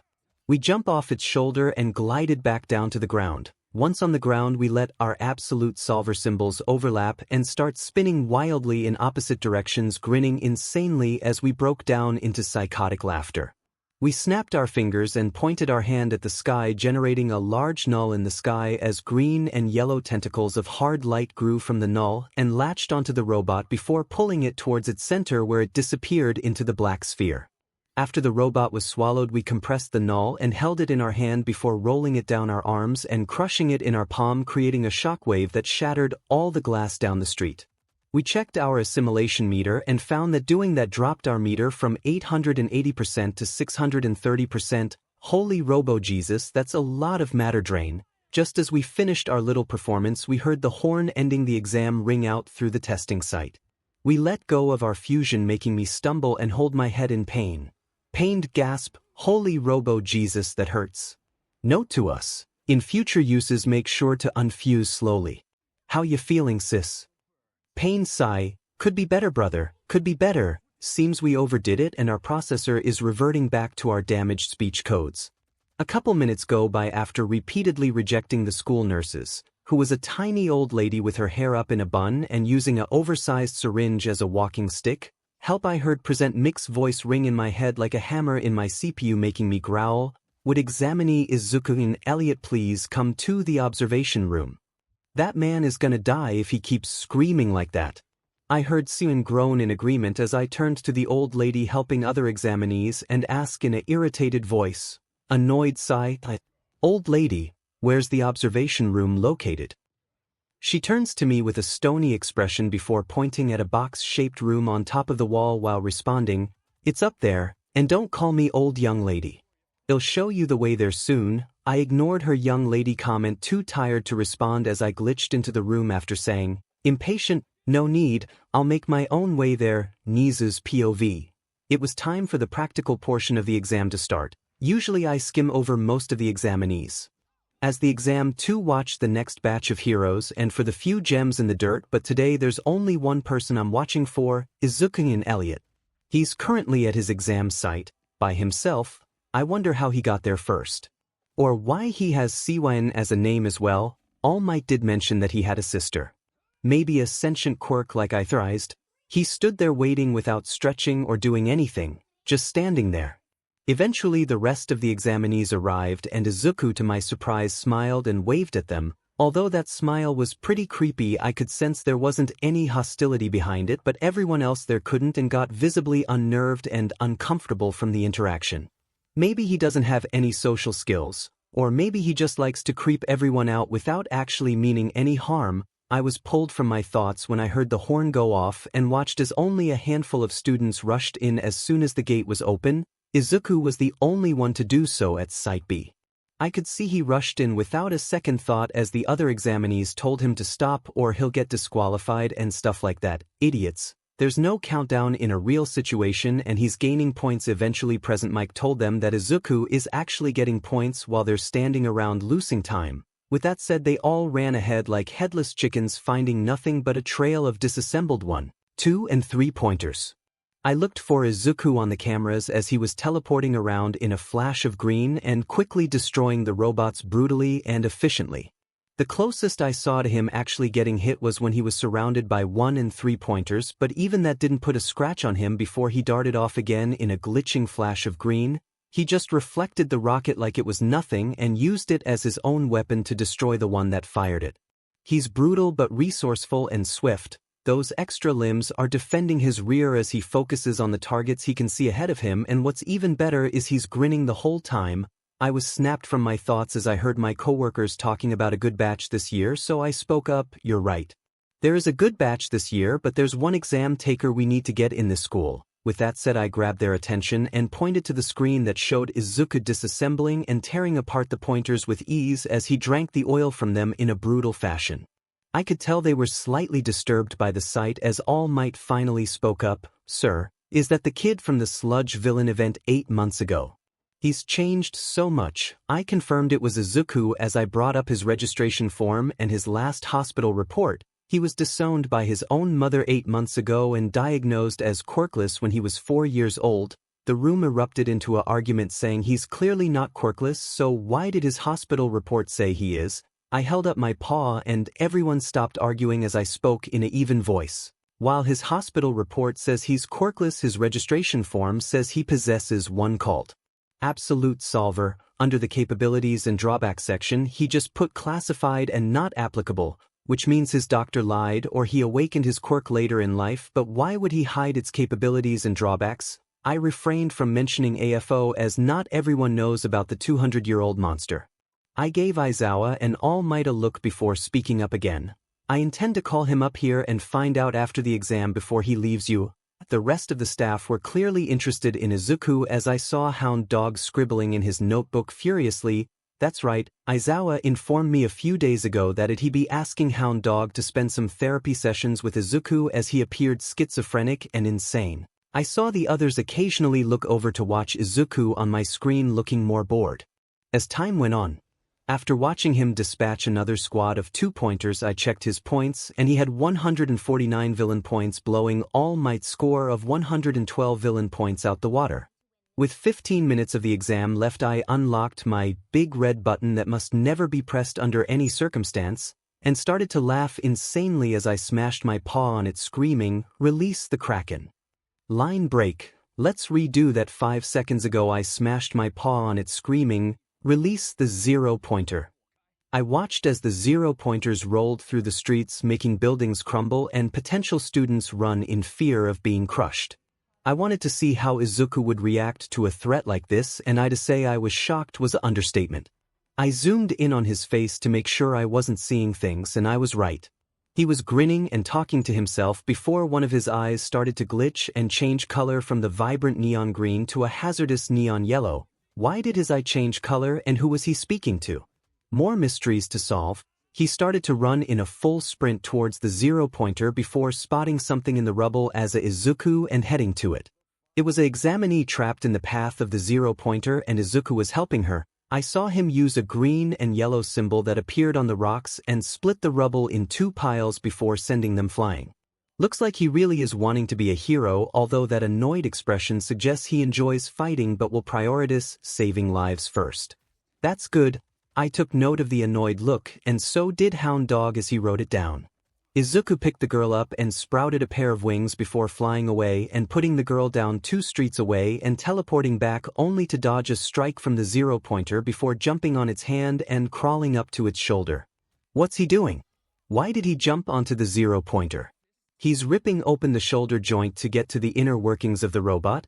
He isn't gonna do what I think he is, right? Izuku proved me right as he started ripping out the wiring and eating them before drinking the oil from a burst pipe like a leech.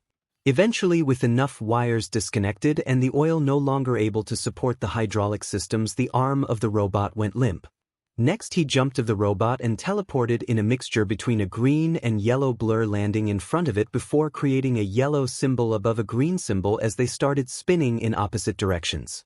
Out of nowhere, all the cameras started to glitch as lines of green and yellow code covered the screen, making the staff freak out and panic when all of a sudden one of Izuku's symbols covered the screen before it disappeared. I got one word. No, I wonder what that means. The cameras in exam site B were all facing to the zero-pointer and a giant black orb in the sky with a neon green null in the middle as the outer edge of the sphere sprouted. A combination between green and yellow tentacles grew from the orb and grabbed onto the 15-story robot before pulling it into the orb. The staff looked shocked by the power a 14-year-old child was currently wielding with seeming ease. He shrunk the orb after the zero-pointer was swallowed and held in Izuku's hand before he played with it and crushed it in his hand, producing a shockwave that destroyed all the glass and cameras in the street. I was speechless as the horn blared, signaling the end of the exam when Midnight spoke up. What the hell was that? He just made a full zero-pointer disappear. The rest of the staff were agreeing while Aizawa spoke up. Ina raised voice. Call him. Here now, 𝗔𝗧𝗧𝗟𝗘. We need to know what he did and get him in this school at any cost. We can't risk him becoming a villain. His tone surprised us all as he never raised his tone beyond tired and bored. This was a serious tone, so I complied and told Present Mike over his earpiece to call Izuku up to the observation room. We watched Izuku as his yellow eye turned back to green and he clutched his head in clear pain and kept blowing off Recovery Girl's help before he looked annoyed after Present Mike screamed through exam site that he was wanted in the observation room. We saw through the broken camera lenses that he turned to Recovery Girl as she pointed out something before he turned away and disappeared in a green series of glitches. All of a sudden, all the screens flickered to black and display a green symbol Izuku uses as the lights flickered before we heard a slightly glitchy voice behind us. Giggle, why did you want me here? We spun our chairs to see a smiling Izuku under a still flickering light which unnerved a lot of the staff. Izuku's POV. I glitched into the observation room with a little flare, making everything electronic flicker and any screens display a absolute solver symbol as I created multiple eldritch-like claws, tentacles, scythe-like claws and arms as I flared my wings and spoke in a creepy voice. Giggle, why did you want me here? I heard 𝗬𝗠 speak to me. Curious, they aren't affected by our appearance. Ask why. I put almost all the heroes except for 3 of them there in a state of fear from my eldritch appearance, causing me to giggle before I turned to see Eraserhead, Nizu and Small Might unaffected. Annoyed, aren't you scared? I said to the 3 unaffected by my appearance as they all said at once that they've either seen it before or they don't care. I sighed and retracted everything, looking unhappy that I didn't creep everyone out as the mouse-like creature. Nizu spoke up. Hello Mr. or Ms. Elliot, judging by how you're dressed, or is it Mr. or Ms. Midoriya? Care to talk for a while? I narrowed my eyes at the comment as I spoke up. Angry, I don't care how you define my gender, that's a concept you came up with, so go by what I'm wearing. But do not call me Midoriya. I abandoned that name and took my sister's last name. He looked intrigued at the mention of my sister as he spoke up. Very well, Ms. Elliot. You mentioned your sister, the sister that by no means exists on any system. Do you mind me asking what she's called to confirm something? I nodded after I got confirmation from 𝗬𝗠, which made Nizu narrow his beady eyes at me before speaking. Her name is 𝗬𝗠 Elliot. He took a moment and nodded, as I thought. You have a sentient quirk, don't you? It was my turn to narrow my eyes as I spoke. Cautious, maybe I do, maybe I don't. I don't trust you, therefore I'm not revealing anything. He nodded, taking in what I said before answering. That's fair. It's safe to assume you can't trust me after the life you've most likely lived, so how about I put it in writing so anyone here can't spill any of your secrets? He pulled out a contact and added that I can ask for a few things in return.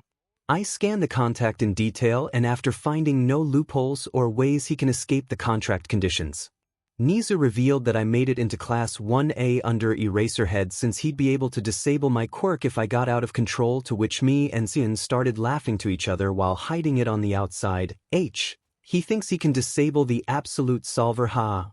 I know, right? That idiot couldn't disable the solver if his pitiful life depended on it. 45 minutes later, Present Mike and Recovery Girl joined us as I revealed 𝗧𝗏 via hologram, which shocked the staff with what I could do.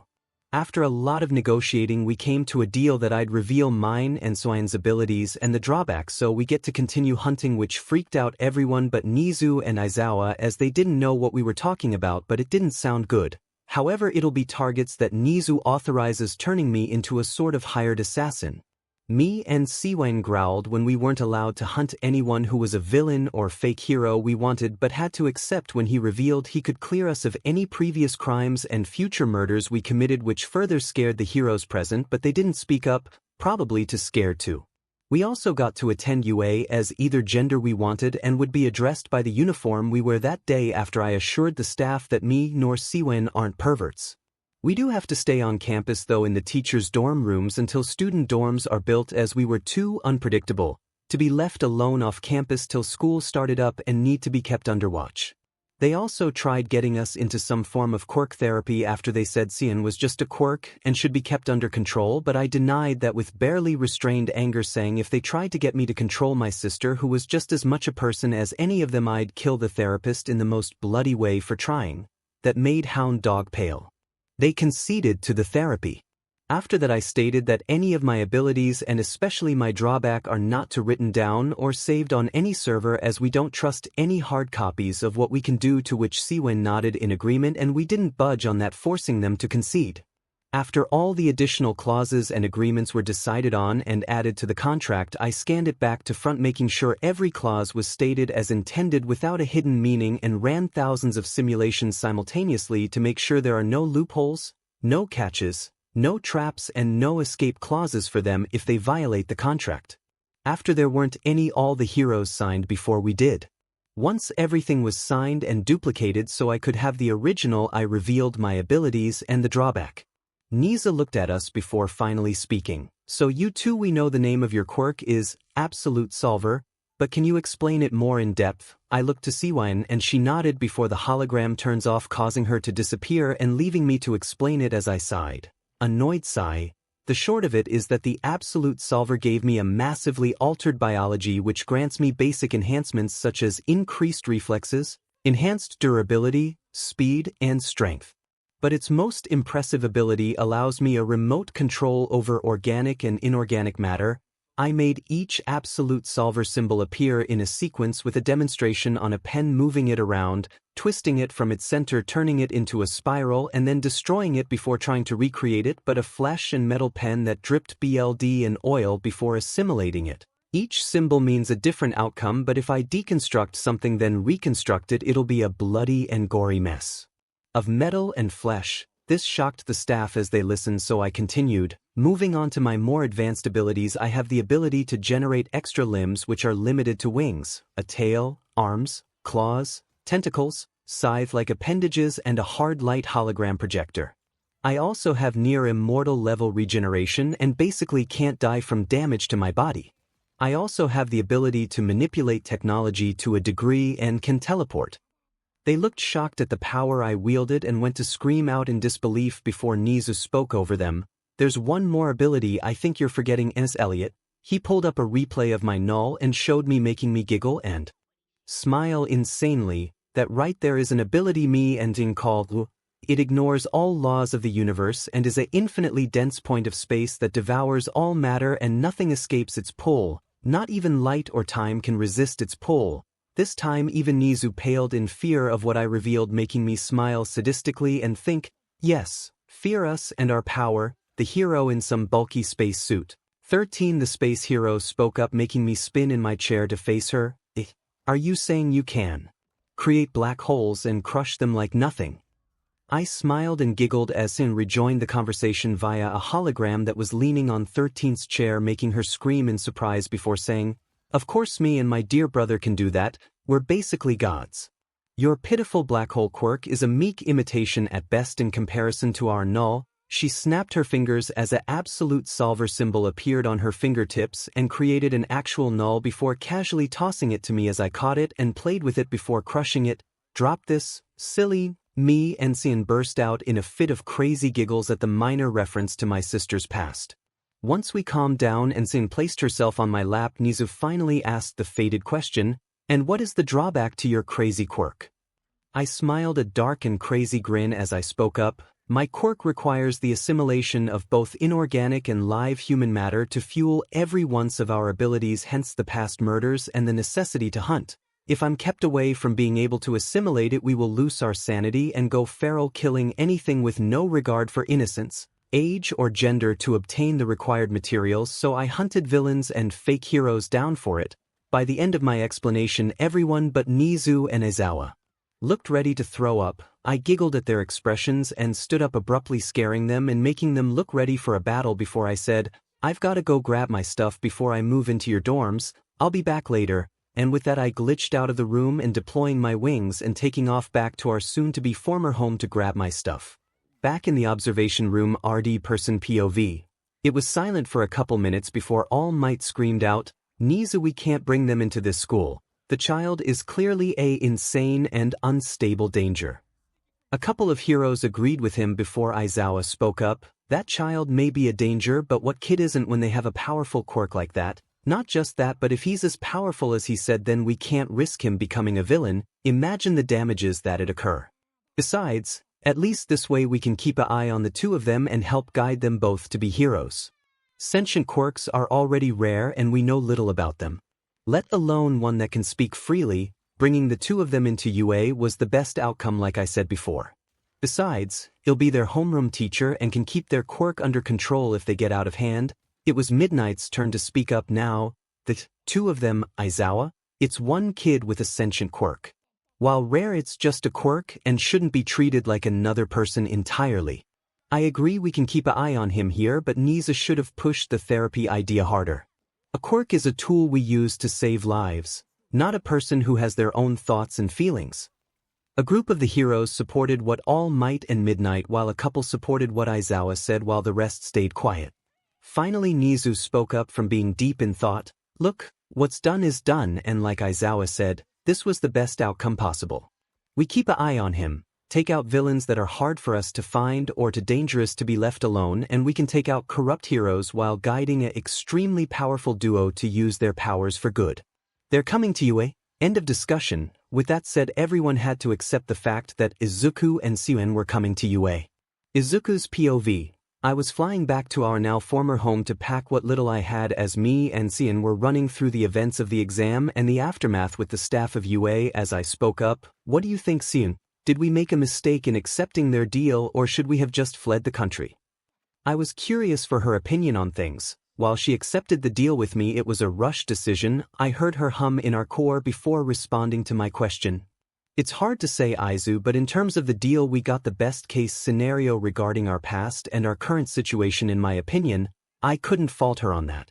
We get an actual place to live and still get to go on our hunts, although it being more controlled. What we could both agree on was the outrage we were feeling that they wanted to get us into some DMN quirk therapy. I decided to talk with 𝐶YN about it as I apologized to her. I'm sorry they tried to get us into quirk therapy to try control you as if you aren't your own person. I'd never let them try get that idea into my code. You're my sister and I would raise hell itself for using. I could feel her anger when I brought the topic up. I mean, how could she not feel it? She was basically being labeled as if she was some tool to be used when convenient and tossed aside when no longer useful. I felt her joy overtake her momentary anger at me getting annoyed over the topic and apologizing to her. 𝗎𝗍𝗏, you don't need to apologize to me over it. Remember, they think I'm just a sentient quirk. While I'm not happy about how they tried to handle us, they most likely also see us as highly unstable and dangerous, which we are, but we can control ourselves. Thank you for your kind words, brother. And for the record, I'd bring down the heavens for you. I smiled at her response and shook my head amusedly. I mulled her words over as we approached the abandoned building and slowed down enough to get through our window without smashing into the wall opposite it. Once we got inside, I packed our clothes as seen made and used some arms with limb generator to grab anything I missed, such as my laptop, phone, headphones, and chargers. We don't really need a phone or laptop due to our robotic mind, but we use them to keep up appearances. I did a quick glance around the room we were using. We got everything, sis. She made a hologram of herself and put her 4 thumbs up. Yup. Let's get back to you before they start thinking we did a runner on them. She fizzled out of existence as I nodded and walking back to the window. What do you say? Break the sound barrier on our way back before we go ask Nizu for some prey to hunt. I felt her shrug in response as she made the eel-headed tail to talk with me out loud. I say we see if we can hit a new record. Our current record is 4 sonic booms back to back after each other. I slung my backpack over my chest so they wouldn't get in the way of my wings. I smiled at her, patting her head, and nodded, climbing onto the window ledge as I crouched down and deployed my wings to their full length of 18-foot tip to tip and raised them before springing up from my crouched position and slamming my wings down, shattering the ledge I was on moments ago due to sheer force from my takeoff as I was above the cloud line in less than 2 seconds before using. I hovered there for a few seconds before turning myself towards UA and tilting forward before beating my wings again and blasted towards UA, leaving parted clouds and a sonic boom behind me. Aizawa's POV. Nizu asked me to wait for our new problem child, or is it children because there's 2 of them? They'll figure it out later. I got given their student ID to give to them so they'd be able to access the site without triggering the alarms, and am currently walking to the entrance gate as the last few of the examinees were leaving when I heard a high-pitched whistle before a loud crash, kicking up dirt and dust hit the ground next to me. The few examinees that were still leaving looked over in curiosity and fear. Immediately I went into fight mode, thinking it was some sort of attack, and moved to put myself between the examinees and the potential threat. I heard a mix of giggles and coughs before the person exclaimed, "A new record.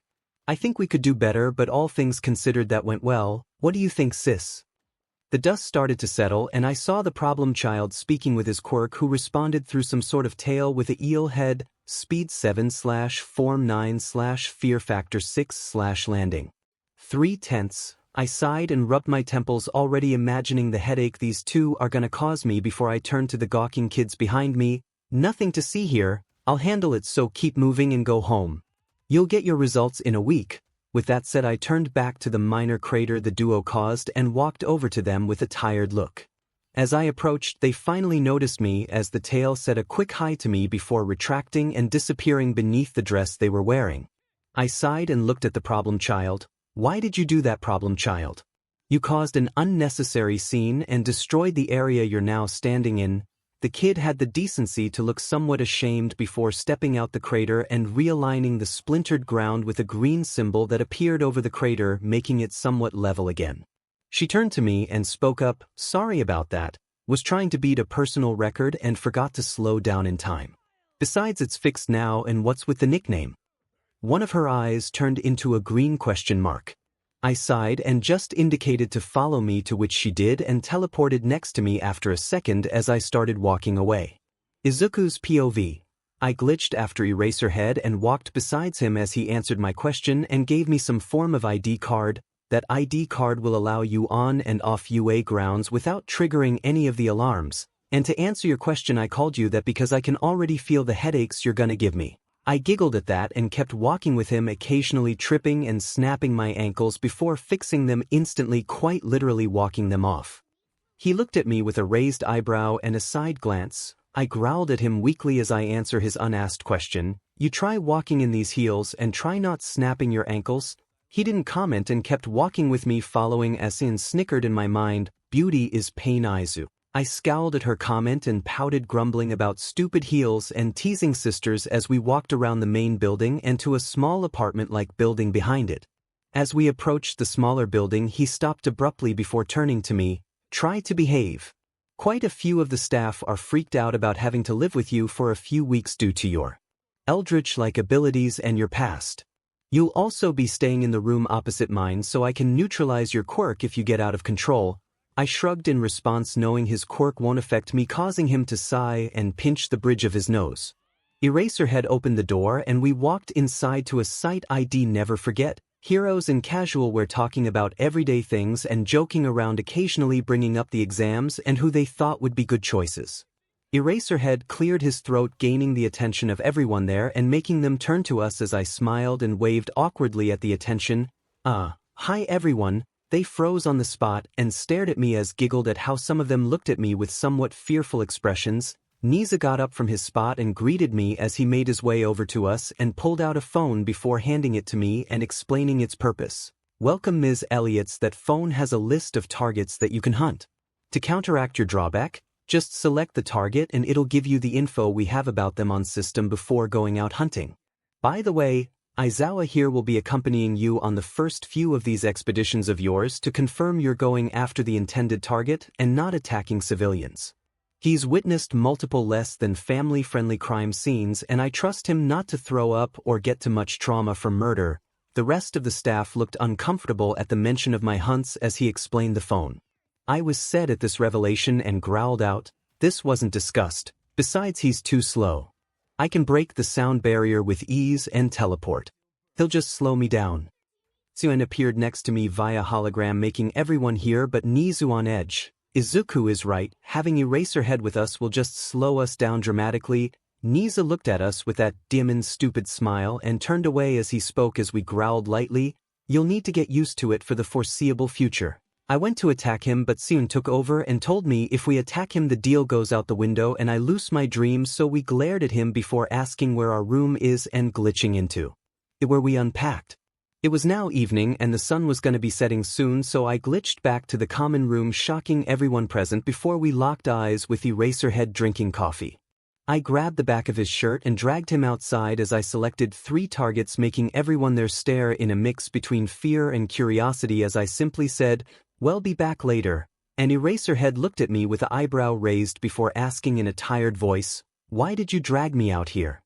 I deployed my wings and grabbing him an absolute solver symbol around his waist as I responded, "I need to hunt and apparently you need to be with me, so here we are. Now hold on to your socks, Eraserhead." He looked at me with wide eyes, making me and 𝗧𝗏𝗧𝗏𝗧𝗏 giggle as we took off, dragging him above the clouds with us to watch the sunset. He screamed that he dropped his coffee and was breathing for air once I stopped.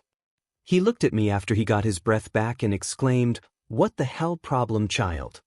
I ignored his outburst and just pointed to the setting sun, smiling softly as 𝗧𝗏𝗧𝗏𝗧𝗏 appeared next to me, sitting on nothing as she smiled as well and spoke up for me. "Me and Aizu always watch the sunset.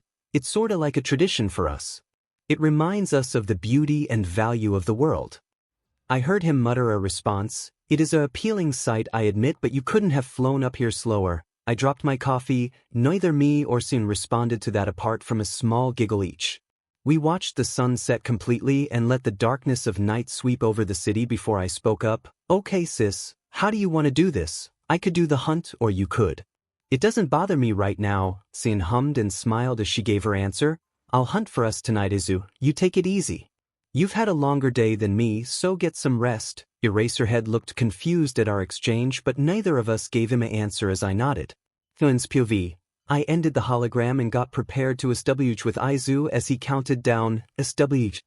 I quickly took over and replaced Aizu's green solver that held Eraserhead with my yellow one as our body shifted to a more feminine shape, filling out the dress's shape more accurately as I said goodnight to my sibling. "Goodnight." All I got was a yawn and a tired goodnight in return before he went silent. I looked over at Eraserhead with my yellow eyes as I sighed and said, "All right, let's get our prey." He just nodded in response with an unbothered look as I glided under the rising moonlight searching for our prey. It's been a few hours and Eraserhead decided to make some small talk. "So, I noticed that when you took over control your eyes became yellow instead of the usual green that Izuku has." I nodded and explained that his solver is green while mine is yellow. He asked small things that I didn't mind answering before asking why Izuku thought I was his sister when he never had a sister on record, which made me spin on the spot and narrow my eyes in an icy glare at him before responding, "I am Aizu's sister. We've both had a rough life and seen our fair share each. That's all I'm gonna say, so drop the subject before I drop you." I threatened him with a glare which made him go quiet and drop the subject and small talk for a while. As he was about to ask another question, I spotted our first target and gently put Eraserhead on the roof near him and pointed the target out. That him. He checked him out through some pocket binoculars and nodded. I told him to wait here as I glided onto a streetlight and into an alley next to my prey before knocking over a trash can to get his attention.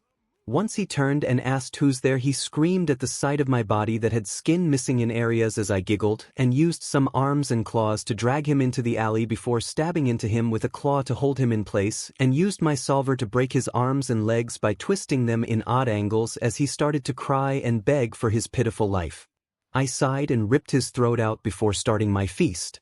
I made my way back towards Eraserhead where he looked unbothered by the BLD around my mouth as I picked him up with my solver again before taking off to find my next victim. 7 hours later we were on our way back to you.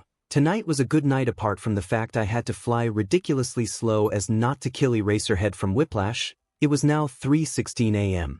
I got me and Izu a few hunts in. It's bumped our assimilation meter up to a comfortable 712% per 1000%, so me and Eraserhead called it a night since he was clearly getting tired. Once we got back to you, I let him go and went to the dorm rooms, ignoring the few people who were still awake. My guess is they were worried for Eraserhead or something like that. I then went to our new bedroom and got in bed where I gently woke Izu up to let him know that all 3 hunts were successful and that Eraserhead was fishing for information. We stayed up and talked about our situation. Izawa's POV. Tonight was eventful to say the least. I got back to the dorms and saw Nizu, All Might, Nemuri and Hizashi still up. That later of the 4 stared at 𝐶𝐮 as she walked by them with dried BLD on her with fear. Nizu was the first to talk and he asked how Ms. Elliot did, so I told him that it wasn't izuku and was his quirk that did the hunting. They were shocked and asked what I mean. We were watching the sunset when Izuku's quirk, called 𝐶𝐮 as we remember, took over Izuku's body and she went out on the hunt, as they called it. 𝐶𝐮 told Izuku to get some rest before 𝐶𝐮 took control. Apparently they always watched the sunset as it's appealing to them and a sort of tradition.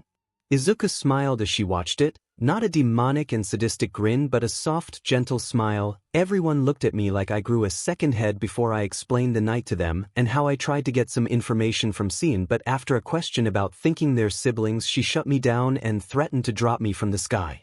They looked alarmed at me and asked if I was okay. I confirmed I was and ran them through the other 2 targets she went after. After all that I said I was tired and went to bed. RD POV. It's been 2 weeks since Izuku and 𝐶𝐮 have moved in with their future teachers and it's the first day of UA. Over the 2 weeks the teachers have grown accustomed to 𝐶𝐮/Izuku glitching into rooms and going out with Aizawa to watch the sunset before going on their hunts before coming back at early hours in the morning. They've also gotten used to Izuku using his quirk whenever he pleases and 𝐶𝐮 appearing out of nowhere. The staff also got caught betting on the duo in one of Izuku's and 𝐶𝐮's sparring matches where they'd use hard light versions of the holograms of their abilities, allowing for them to touch each other but not destroy the area around them. Flashback: the staff were wondering where Izuku and 𝐶𝐮 were when they heard clashing of metal on metal outside as some sort of fast-paced music was playing in the background.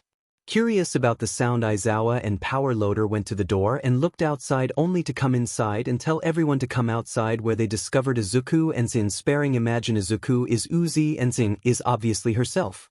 From 108 to 142 the teachers were shocked at the lethality of the match as the duo tried to take each other's lives with lethal abilities such as 𝗨, a long sword and a pickaxe that they later found out weren't real and were just hard light projections, and tried to stop it, but 𝐶𝐮 used her solver to hold them in place, leaving her open as Izuku got a hit on 𝐶𝐮 burying the pickaxe in her chest as they cheered in victory before the holographic weapons disappeared and stood up. The teachers demanded an explanation, to which 𝐶𝐮 explained that this is a daily occurrence and that she's training Izuku better than they ever could, as she understands the capabilities of the absolute solver better than any one of them, and they can only train him to detain and immobilize, which he doesn't need much training on. The teachers argued that there's more to being a hero, like rescue missions, limiting collateral damage, teamwork, and dealing with villains in hostage situations. 𝐶𝐮 conceded that point and said their ultimate goal didn't necessarily involve them being viewed as heroes, as they don't care how people see them. This worried some of the staff, wondering what she meant, and looked at Izuku but only got a grin and a shrug in response at the unasked question. The teachers dropped the matter but decided to keep a closer eye on them in the future just in case. The sparring sessions became a daily occurrence, which led to the teachers starting a small betting pool using free overtime shifts and paperwork that'd be covered by the losers if they didn't have money. Present day, the majority of the teachers are on good terms and are friendly with them, while Midnight, All Might, Present Mike and Recovery Girl are distant and hold a conversation at most with them. The teachers they get along with the most are 𝗔𝗨𝗧𝗛𝗡, and most surprisingly 𝗔𝗧 can often be found talking about high-intelligence topics such as physics and mathematics. They also bonded with each other over their quirk analysis, often challenging each other to find flaws in villains' quirks. The three of them have become sort of rivals, constantly testing each other with brain teasers, and 𝗧𝗜𝗧𝗏 once pranked 𝗔𝗧 with an unsolvable brain teaser with no answer, causing 𝗔𝗧 to go crazy over the course of 4 long sleepless days before the other teachers begged the duo to give him the answer. Flashback: it was 7 days since the murder drone duo moved in and day 4 of the unsolvable brain teaser, and it was getting funnier for izuku and 𝗧𝗏 with every passing minute as they watched 𝗔𝗧 writing notes on the walls and windows, muttering so fast it'd put Canon Izuku to shame, and laughing insanely, making the duo quirk an eyebrow at him as the other teachers visibly shuddered and backed away from him by a few feet out of fear. 𝗔𝗧, clearly tired and frustrated, growled and pulled at his fur before screaming a string of random curses in multiple languages, making the insane drone duo look at each other before giggling insanely in pure amusement. It was at that point Aizawa sighed and got up, making his way over to the currently giggling duo, who didn't realize he was there till he cleared his throat to get his attention. The duo stopped giggling and turned to him with clear amusement in their dark, lifeless eyes and said at the same time, "Yes, 𝗧𝗱. Hello, 𝗧𝗱." He asked them why they are watching 𝗔𝗧 lose his mind and why he's writing on the walls. They looked at him before turning to each other and nodding before indicating for him to lean in, to which he does as Izuku whispers while 𝗧𝗏 goes back to watching a crazy 𝗔𝗧. "We gave 𝗔𝗧 a brain teaser 4 days ago that just goes in circles that can't be solved, and he hasn't slept since we gave it to him." Aizawa just rubbed his temples and sighed before speaking. "So you're knowingly driving your future principal and my boss insane for a bit of entertainment?" They nodded and grinned as Aizawa started muttering about problem children and not getting enough sleep. "Tell him the truth before I do," was all he said, making the duo sigh and play rock, paper, scissors before 𝗧𝗏 lost, so she deactivated her hologram and reappeared closer to 𝗔𝗧, making him turn to her. After a brief conversation revealing that the question was designed to be unsolvable, 𝗔𝗧 froze and started to shake on the spot before screaming, "What?" This outburst caused Izuku to double over, laughing like a madman as he just laughed at 𝗔𝗧 trying to jump at her to attack her, but ended up going right through her as she ended the hologram completely. 𝗔𝗧 just screamed in what Izuku could identify as 8 different languages as he stormed off, which made his eyes widen at the curse words just used. 𝗔𝗧 slept the entire day before waking up and informing Izuku that they have to clean the writing, as they caused 𝗔𝗧 to resort to it, which they ummed about, but used their absolute solver to grab the cleaning stuff and do it, as Izuku just smirked at 𝗔𝗧, who huffed and walked away.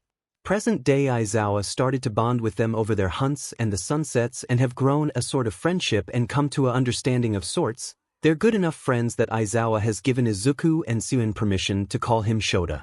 13 is the only other teacher who can be considered friends with 𝗬𝗏 and Izuku, as they made 13's dream of seeing space come true and are the only person who can talk to her face to face without the backlash of her constantly active quirk affecting them. Flashback: Izuku and 𝗬𝗏 were chatting on the bench outside the dorms when 13 came outside with her expensive-looking telescope. She was startled by the duo and almost dropped her telescope before it was caught by Izuku's absolute solver and gently set down before turning back to her. "How come you've come out here, watching the stars?" She nodded sheepishly. "I'm sorry I disturbed your chat with 𝗬𝗏. I just love space. I wish I could actually see the stars and Earth from another planet." She looked as dazed as she could with her compacted everyday safety spacesuit, causing Izuku looked back at 𝗬𝗏 and grinned as they shared a thought about a little prank/comfort idea for her. All of a sudden Izuku deployed his wings and grabbed 13 with his absolute solver and said before carrying her high above the cloud line, making her scream in terror, "Hold on to your socks. I want to show you something." She screamed the entire way up and started breathing when they all got stopped climbing higher, making them giggle at her reaction. She screamed out in surprise and slight anger, "What the hell, you two?" They just stared at her in amusement before creating multiple hologram generators. They started to make a hologram over the entire area, creating an image of space around them. Izuku flew a little closer to her and asked, "What do you think?" "This is a simulation of space. You said you'd love to see it, so here you go," was speechless and spun around to take in the infinite expanse of the universe as she breathed out, "It's so appealing." Izuku snuck behind her as 𝗓𝗏 was talking about how appealing the universe is and spoke up, "Well, why don't you see it with your own eyes?" Before they yanked her helmet off her head, revealing a soft pale face topped with crystal blue hair with forest green tips, making her ocean blue eyes widen and gasp, spinning to look at Izuku as her quirk made the hologram glitch and become distorted. Izuku watched as she panicked about her quirk going haywire and made 6 small 𝗔𝗨𝗧𝗟𝗘 around her with equal force to counteract her black hole quirk's gravitational pull, making the hologram stabilize before 𝗓𝗏 shut it down, showing that her quirk was effectively neutralized around them as she looked in awe that her quirk wasn't destroying the clouds around them as she teared up and let out a choked sob. I haven't seen the outside world with my own eyes since I was a little girl. I can feel the cold night breeze on my skin. So, Izuku smiled at her as they tossed the helmet between their hands and spoke in a soft voice to her as they indicated to the 6 𝗔𝗨𝗧𝗟𝗘 circling around her, "My ability is counteracting your quirk's gravitational force. As long as I keep the ability up, your quirk is basically nullified." 𝗓𝗏 and Izuku giggled as 𝗧𝗏 chuckled at the terrible pun before Izuku gestured to her gloves and 𝗓𝗏 spoke up, "Take them off, just trust us," looked hesitant before gently pulling off her safety gloves as 𝗓𝗏 used her solver to hold the gloves in the air as Izuku gently took her hands in their own, fascinated by the feeling, muttering about it, "Your hands are soft yet firm. I can feel the heat radiating from the skin while the metal is cold." The 2 drones giggled in amusement at her fascination with simple touch as she ran her fingers up his drone and human hands before shivering at the feeling of the wounds where his drone arms can be seen through their skin, but still fascinated. She looked up at them, crying openly, "Thank you, both of you. Can you do this more often? I enjoyed this so much." Izuku and 𝗧𝗏 looked at her with a small kind smile and nodded as they went back down to the ground and kept the 𝗔𝗨𝗧𝗟𝗘 circling more closely around her before re-entering the dorms with her telescope.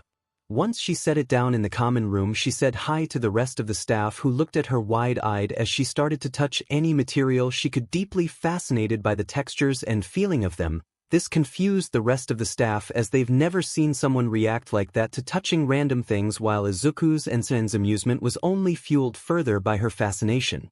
After a brief explanation, everyone looked at 𝗧𝗏 with a mix of sadness at how sense-deprived she was and happiness that she finally got to experience these everyday things. They also looked at Izuku and 𝗬𝗏 with a mix of pride. He did something so helpful and selfless, while some had a suspicious attitude to their actions. Eventually, Izuku and 𝗬𝗏 had to go back to his room and got 𝗧𝗏 to put her safety gear back on before they deactivated the 𝗔𝗨𝗧𝗟𝗘, who looked sad at going back to her pseudo-isolation before they told her they do it every few days when we're in the range of them. She cheered up slightly and nodded at him. Present-day Izuku's POV. "It's finally time for my first day of UA, so I put my uniform on using my absolute solver as my body automatically shifted to fit the uniform and underwear as my hair grew down to my shoulders and I shrunk a few inches as I waited in my room for 𝗧𝗱 as instructed. Bakugo is gonna flip when he sees us in this uniform," I thought to 𝗬𝗏 as she giggled and agreed with me. When he finally knocked, I opened the door and he led the way. I said hi to a couple of the staff who were up getting their plans for the new term ready. They said hi back as I waited for 𝗧𝗱 to get his morning gallon of coffee before we left. Once we were outside and walking to the main building, we made small talk about today's plans, and 𝗧𝗱 revealed that our class will be missing orientation in turn for a quirk test to see where the class needs to improve and to make them understand that heroics isn't fun and games with interviews, brand deals, and celebrity contests, which me and 𝗬𝗏 both agreed with. We got to the classroom as I looked at the door and spoke to 𝗧𝗱. "Why the hell is the demon door so big, 𝗧𝗱?" He looked at me and sighed before he spoke. "At first glance it's for mutation-based quirks that increase the size of a person, but in truth Nizu does it to intimidate the new years," I hummed in acknowledgement as he opened the door. We walked into the class as my eyes scanned the room, creating a grid map of the room, and saw 20 desks and the wall opposite the door lined with 4 panels that seemed to extend into the wall with 5 shelves each, some form of personal storage for the class, I'm guessing. I noticed a desk that's twice as big as the others with 2 seats instead of the standard one and asked 𝗧𝗱𝗧𝗟𝗘 about it. 𝗧𝗱𝗧𝗟𝗘, why is there a desk for 2 here? He looked at me as he pulled out his bright yellow sleeping bag as he spoke up to answer my question. That's for you and your sister. Since 𝗓𝗏𝗏 counts as a person in your eyes, she has to attend classes or at the very least listen to the classes like any student here. I think it's 𝗧𝗏𝗧𝗟𝗘's revenge for making him go crazy over 4 days. Now don't disturb me, I want to see how many people notice me. I heard 𝗓𝗏𝗏 in my head. What? I don't need to attend some crappy hero school, we literally have the entire internet in our code. I giggled at her outrage and moved our desk back a few rows next to the window with my absolute solver. Once the desk was moved, I sat down and rested my head on the desk following 𝗧𝗱𝗧𝗟𝗘's lead. I was woken up by someone yelling about threatening him and lifted my head to see 𝗓𝗏𝗏 standing between me and some guy using a claw made from my body ready to strike him, arguing about waking me up. I growled and that stopped my sister from killing the guy as she spun to face me. 𝗧𝗏𝗧𝗟𝗘, are you alright? Sorry if this dumbass woke you, I was just about to teach him a lesson. I nodded sleepily at her and looked around her to get a look at the guy. It's the blue-haired guy with glasses from the entrance exam who interrupted present mic as I narrowed my eyes at him, making him step back. Oh, it's you from the entrance exam? He looked at me for a second, then went as pale as a ghost in recognition and quickly saying, sorry, and rushing to the opposite side of the room, sitting near the door. It's been around 30 minutes and class is starting in 5 minutes. A few people came in since then. The most notable being Bakugo, who came in around 15 minutes ago and glared at me once he saw me before stomping over to my twin desk before trying to slam his hand on it and burn it with an explosion, which I stopped without any effort thanks to my absolute solver as he started ranting and throwing a fit. Oh, Deku, what the F are you doing here, Deku? Why are you dressed as a girl, you Oswell? Why are you at the bigger desk? You think you're better than me? I'll kill you. He tried to set off another explosion towards me, which I stopped again as I stated in a bored tone. This desk was specifically designed by the principal for me to accommodate me and my sister. Also, don't call me that or you'll find yourself with another broken arm and ankle. Only this time I won't stop at that. With that said, he took a step back as if having some form of flashback before he started yelling again. If you can do that again, that was a fluke, you shitty nerd. And what sister are you talking about? You don't have a sister, and if you did, I bet she's some kind of slut. I narrowed my eyes as I heard 𝗓𝗏𝗏𝗏 asking to let her at him as I started to stand from my seat and glare up at him with barely contained rage. What did he just say about 𝗓𝗏𝗏𝗏? I spoke in a tone that could have dropped the room's temperature to absolute zero as I started to create multiples eldritch-like limbs. Say anything like that about my sister again and you'll find yourself married to a bed in recovery girl's office.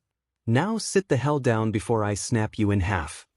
With that said, he scowled before he stomped off to find a seat away from me to lick his wounded ego like the dog he is and put his feet up, trying to retain any sense of superiority. The rest of the students who were here to watch the interaction went silent, and that's how it stayed for a few minutes before that blue-haired guy stood up and started ranting at Bakugo about needing to respect school property and telling him to get his feet off the desk. Bakugo asked him what school he came from and he said semi-private school. Isn't that place for preppy stuck-up rich kids? Bakugo started ranting about how he's gonna enjoy crushing a private school elite like him, which made the blue-haired guy outraged at his behavior and said it was unhero-like of him to talk and act like that. The class was finally full as the last of the students came in and sat down. A few of them came over to me and said hi and said their names before they got a simple hello back from me with an uninterested attitude, which made them leave me be as they split into their own cliques to talk. I decided to chat to 𝗓𝗏𝗏𝗏𝗏 to pass the time. The bell finally went off as some of the students sat down, but most stayed standing around chatting. Eventually 𝗧𝗱𝗧𝗟𝗘 stood up and got out of the sleeping bag, scaring everyone but me as they exclaimed about a homeless person getting into UA and that blue-haired guy getting up and going on another rant about how he should leave the premises as the teacher who's a hero will be here any second. This made me giggle at his stupid attitude towards the teacher as 𝗓𝗏𝗏𝗏𝗏 muttered, "That guy is a grade A+ idiot," to which I agreed. 𝗧𝗱𝗧𝗟𝗘 said that he was the teacher and that he's the hero Eraserhead. That made the guy shut up and sit down in embarrassment before 𝗧𝗱𝗧𝗏𝗏𝗏𝗏 spoke again. "Okay, everyone get to their seats. When the part of the class that went back to their conversations ignored him, he narrowed his eyes and tried to get them to sit down with a quirk-activated glare which got a few of them to sit down, but the others were too focused on their conversations to notice it. 𝗧𝗱𝗘 turned to me and asked me, "𝗧𝗍𝗃, can you help me out here? It seems they're too busy to willingly listen. Also tell 𝗧𝗏 to either listen up or get out here." His statement confused the part of the class that did as they were told. As I responded, she said she'll appear after introductions and sure, I'll help you out. As I finished talking, I grabbed the still gossiping students with my solver and forced them into chairs before putting their desks away from each other, making them scream in surprise as I spoke again. "There you go, 𝗧𝗱𝗃." He nodded in satisfaction and thanked me as he spoke up. "Thank you, izuku, and tell 𝗧𝗏 she better." I nodded back as he turned back to the class and spoke again. "All right, class. I'm your homeroom teacher for the next 3 years. You may call me Eraserhead or Aizawa Sensei. As far as first appearances go, you lot are garbage. You failed to notice me, and when I tried to get you to sit down, some of you thought it'd be fine to carry on your nonsense conversations. So far I'm appropriately underwhelmed." He finished his mini speech with a quirked glare. He told the class to come up and introduce themselves and their quirk, so they did. As he got back in his seat, I took note of the only ones that piqued my interest. So the blue-haired guy is called 𝗀𝗀𝗧𝗟𝗘. Quirk engine, has engines in his legs that increases running speed, threat level, low. The tall black-haired girl is 𝗏𝗏𝗏𝗧𝗏𝗧𝗏. Quirk creation, allows her to convert her fat to make different constructs like Russian nesting dolls, threat level, low-mid. The yellow-haired guy with a black lightning bolt in it is Denki Kaminari. Quirk electrification, able to generate high amounts of electricity from his body, threat level, mid-high. The pink-haired and pink-skinned girl with horns with similar eyes to mine is Mina Ashido. Quirk acid, allows her to produce acid from her body with different concentrations, threat level, mid-high. The bird-headed one called Fumikage Tokoyami seemed to have a sentient quirk called Dark Shadow, threat level, low. I made sure to put that information in a folder in mine and Zan's shared mind for later use when it was my turn, so I glitched to the front of the class, shocking some of them as I started introducing myself. "My name is Izuku Elliot, I'm 14, I like a few things, chief among them being my sister. I dislike many things like Bakugo, who called my sister a slut. I have a few hobbies. My quirk is none of your business. Your turn, sis." The class was confused, especially Bakugo, because of my new second name, and as far as he's aware I never had a sister. The class yelped in surprise when 𝗀𝗏𝗏 appeared next to me after I made a hologram projector. "Hey there, my name is 𝗀𝗏𝗏 Elliot. My age isn't important. I have a few likes, such as Aizu, who's currently my sister but can be my brother. I have a few dislikes, such as Bakugo, who called me a slut.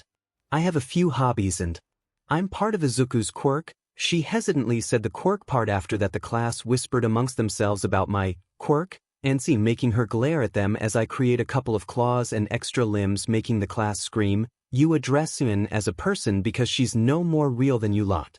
Understand?" The class looked terrified and nodded frantically as Tokoyami and Dark Shadow looked at me like I was some new god or something.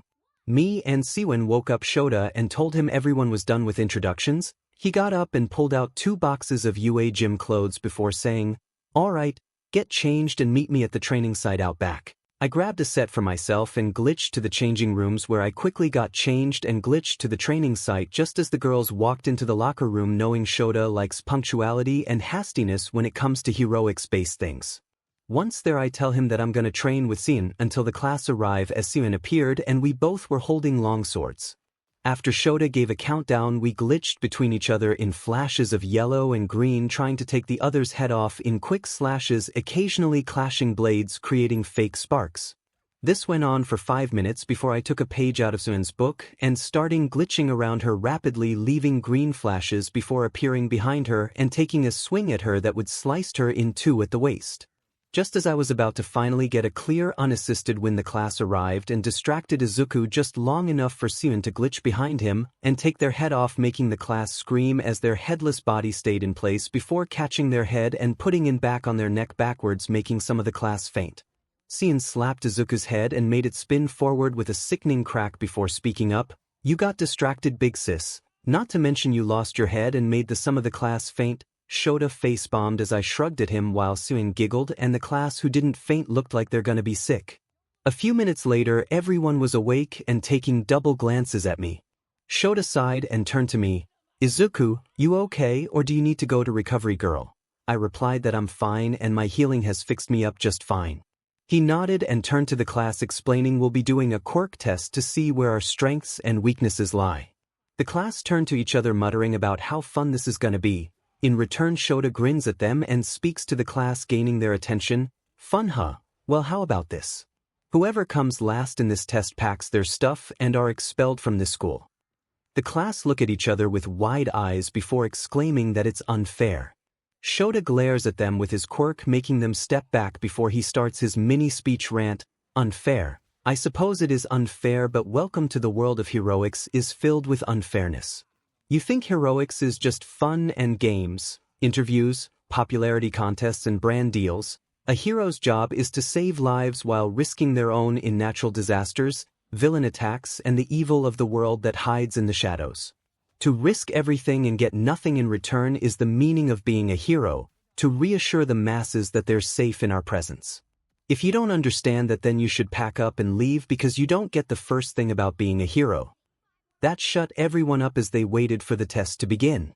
𝗧𝗱𝗧𝗟𝗘 looked at us all and scanned the crowd before picking Bakugo the opening test and tossing a ball to him, which he caught. "Bakugo, you're up. How far could you throw a ball in your previous school?" He responded in a snappy tone that his record was 67 meters. 𝗧𝗱𝗧𝗟𝗘 told him to launch it with his quirk without stepping into the circle. Bakugo stepped into the circle and launched it, setting off an explosion with his quirk, launching the ball into the air with a few shockwaves before it arced down and landed in the distance as he screamed, "D." The class looked at him weirdly as he turned to face us all with a cocky grin as 𝗧𝗱𝗧𝗟𝗘 spun his readout device, showing a blinking 705.2 meters. 𝗧𝗱𝗧𝗟𝗘 must have noticed because he turned to me and 𝗬𝗏, who were chatting about how we can improve the efficiency of the absolute solver to cut down the cost of our abilities. 𝗧𝗱𝗧𝗟𝗘 stared at the students before speaking to us. "You lot think you don't need to train your quirk because it's already at its full potential. Izuku, you've been training your quirk with 𝗬𝗏, so show them what training your quirk can result in." He tossed a ball towards the circle and I glitched into the circle, catching it as I responded, "Sure thing, 𝗧𝗱𝗧𝗟𝗘." Humiliating Bakugo and showing everyone not to screw around with me is a win-win situation. I pondered what I should throw it with when 𝗬𝗏 appeared next to me. "I'll use my solver to put a spin on the ball to keep it traveling straight. You use a null to generate a shockwave and blast it." I smiled and nodded at her. "Thanks sis, let's do this." 𝗬𝗏 used her absolute solver to spin the ball so fast it created a small vortex of air around it as I created a null the size of a small building before compressing it down and rolling it down my arm into my hand and crushed it as I punched the floating and spinning ball, creating a shockwave, blasting the ball away at top speeds as it parted the clouds as it traveled into high orbit. I turned to see a grinning 𝗧𝗱𝗧𝗟𝗘 as he turned to the rest of the class and showed them the readout, which showed her. As he spoke up, "That means Izuku and 𝗧𝗏 here sent the ball beyond low orbit at least. That's what proper training can do." The class looked awed at my ability as Bakugo looked somewhere between constipated and enraged. Finally he took off, running to me and screaming, "Deku, tell me how you and that slot did that before I kill you." Both me and 𝗬𝗏 narrowed our eyes as we got ready to rip him in half. 𝗧𝗱𝗧𝗟𝗘 noticed this and restrained him with his scarf and yanked him back just in time to miss him slamming a scythe-like claw into the ground where he just stood. 𝗧𝗱𝗧𝗟𝗘 gripped Bakugo by the back of his gym uniform before scolding him as me and 𝗬𝗏 glared icy daggers at him filled with murderous intent. "Bakugo, what do you think you're doing attacking another student? Especially one that's clearly more powerful and unstable." The class was shocked by Bakugo's outburst and 𝗬𝗏's reaction. I heard 𝗧𝗱𝗧𝗟𝗘 say to Bakugo that this was his only warning before releasing him and turning to us. "𝗬𝗏, I know you three have some extreme history that you refuse to share with the staff for some reason, but you can't kill him." 𝗬𝗏 growled and cut off the hologram before going off on a rant in our head, giving me a minor headache. I breezed through the test. In the 50-meter sprint I got 0.0002 seconds since I just glitched there. With the long jump I used my wings and flew to the other side. The grip strength machine got destroyed after I used multiple hands and a few tentacles to grab it and squeeze as hard as I could. In the side-to-side test I got the highest score since I glitched back and forth. and in the endurance run I lasted 4 hours and tied with Momo, who created a solar-powered bike before Shota called it off. He projected the results and I came first, whereas the midget called 𝗏𝗏𝗧𝗏𝗏 came last and got told to pack his stuff because he's expelled. This shocked the class as they thought Shota was joking. Momo spoke up, "I didn't think he'd get expelled. I thought it was just military-like scare tactics." I spoke up, barely suppressing my rage with Bakugo. "Think again. Shota expelled his entire class last year because they had no form of talent. Why do you think there's no class 2A? With that said, the bell went as I turned back to Shota, who started speaking to the class. "They're right, you know. There's no class 2A because I expelled them. Now go get changed and go home." I glitched back to the changing room and then back to the dorms without changing after grabbing my uniform. Since me and 𝗏𝗏𝗧𝗟𝗘 were still sad about Bakugo's comments, we went out front and sparred to blow off steam. Once we blew off our anger, we went to fall asleep before our hunt later tonight. RD person POV.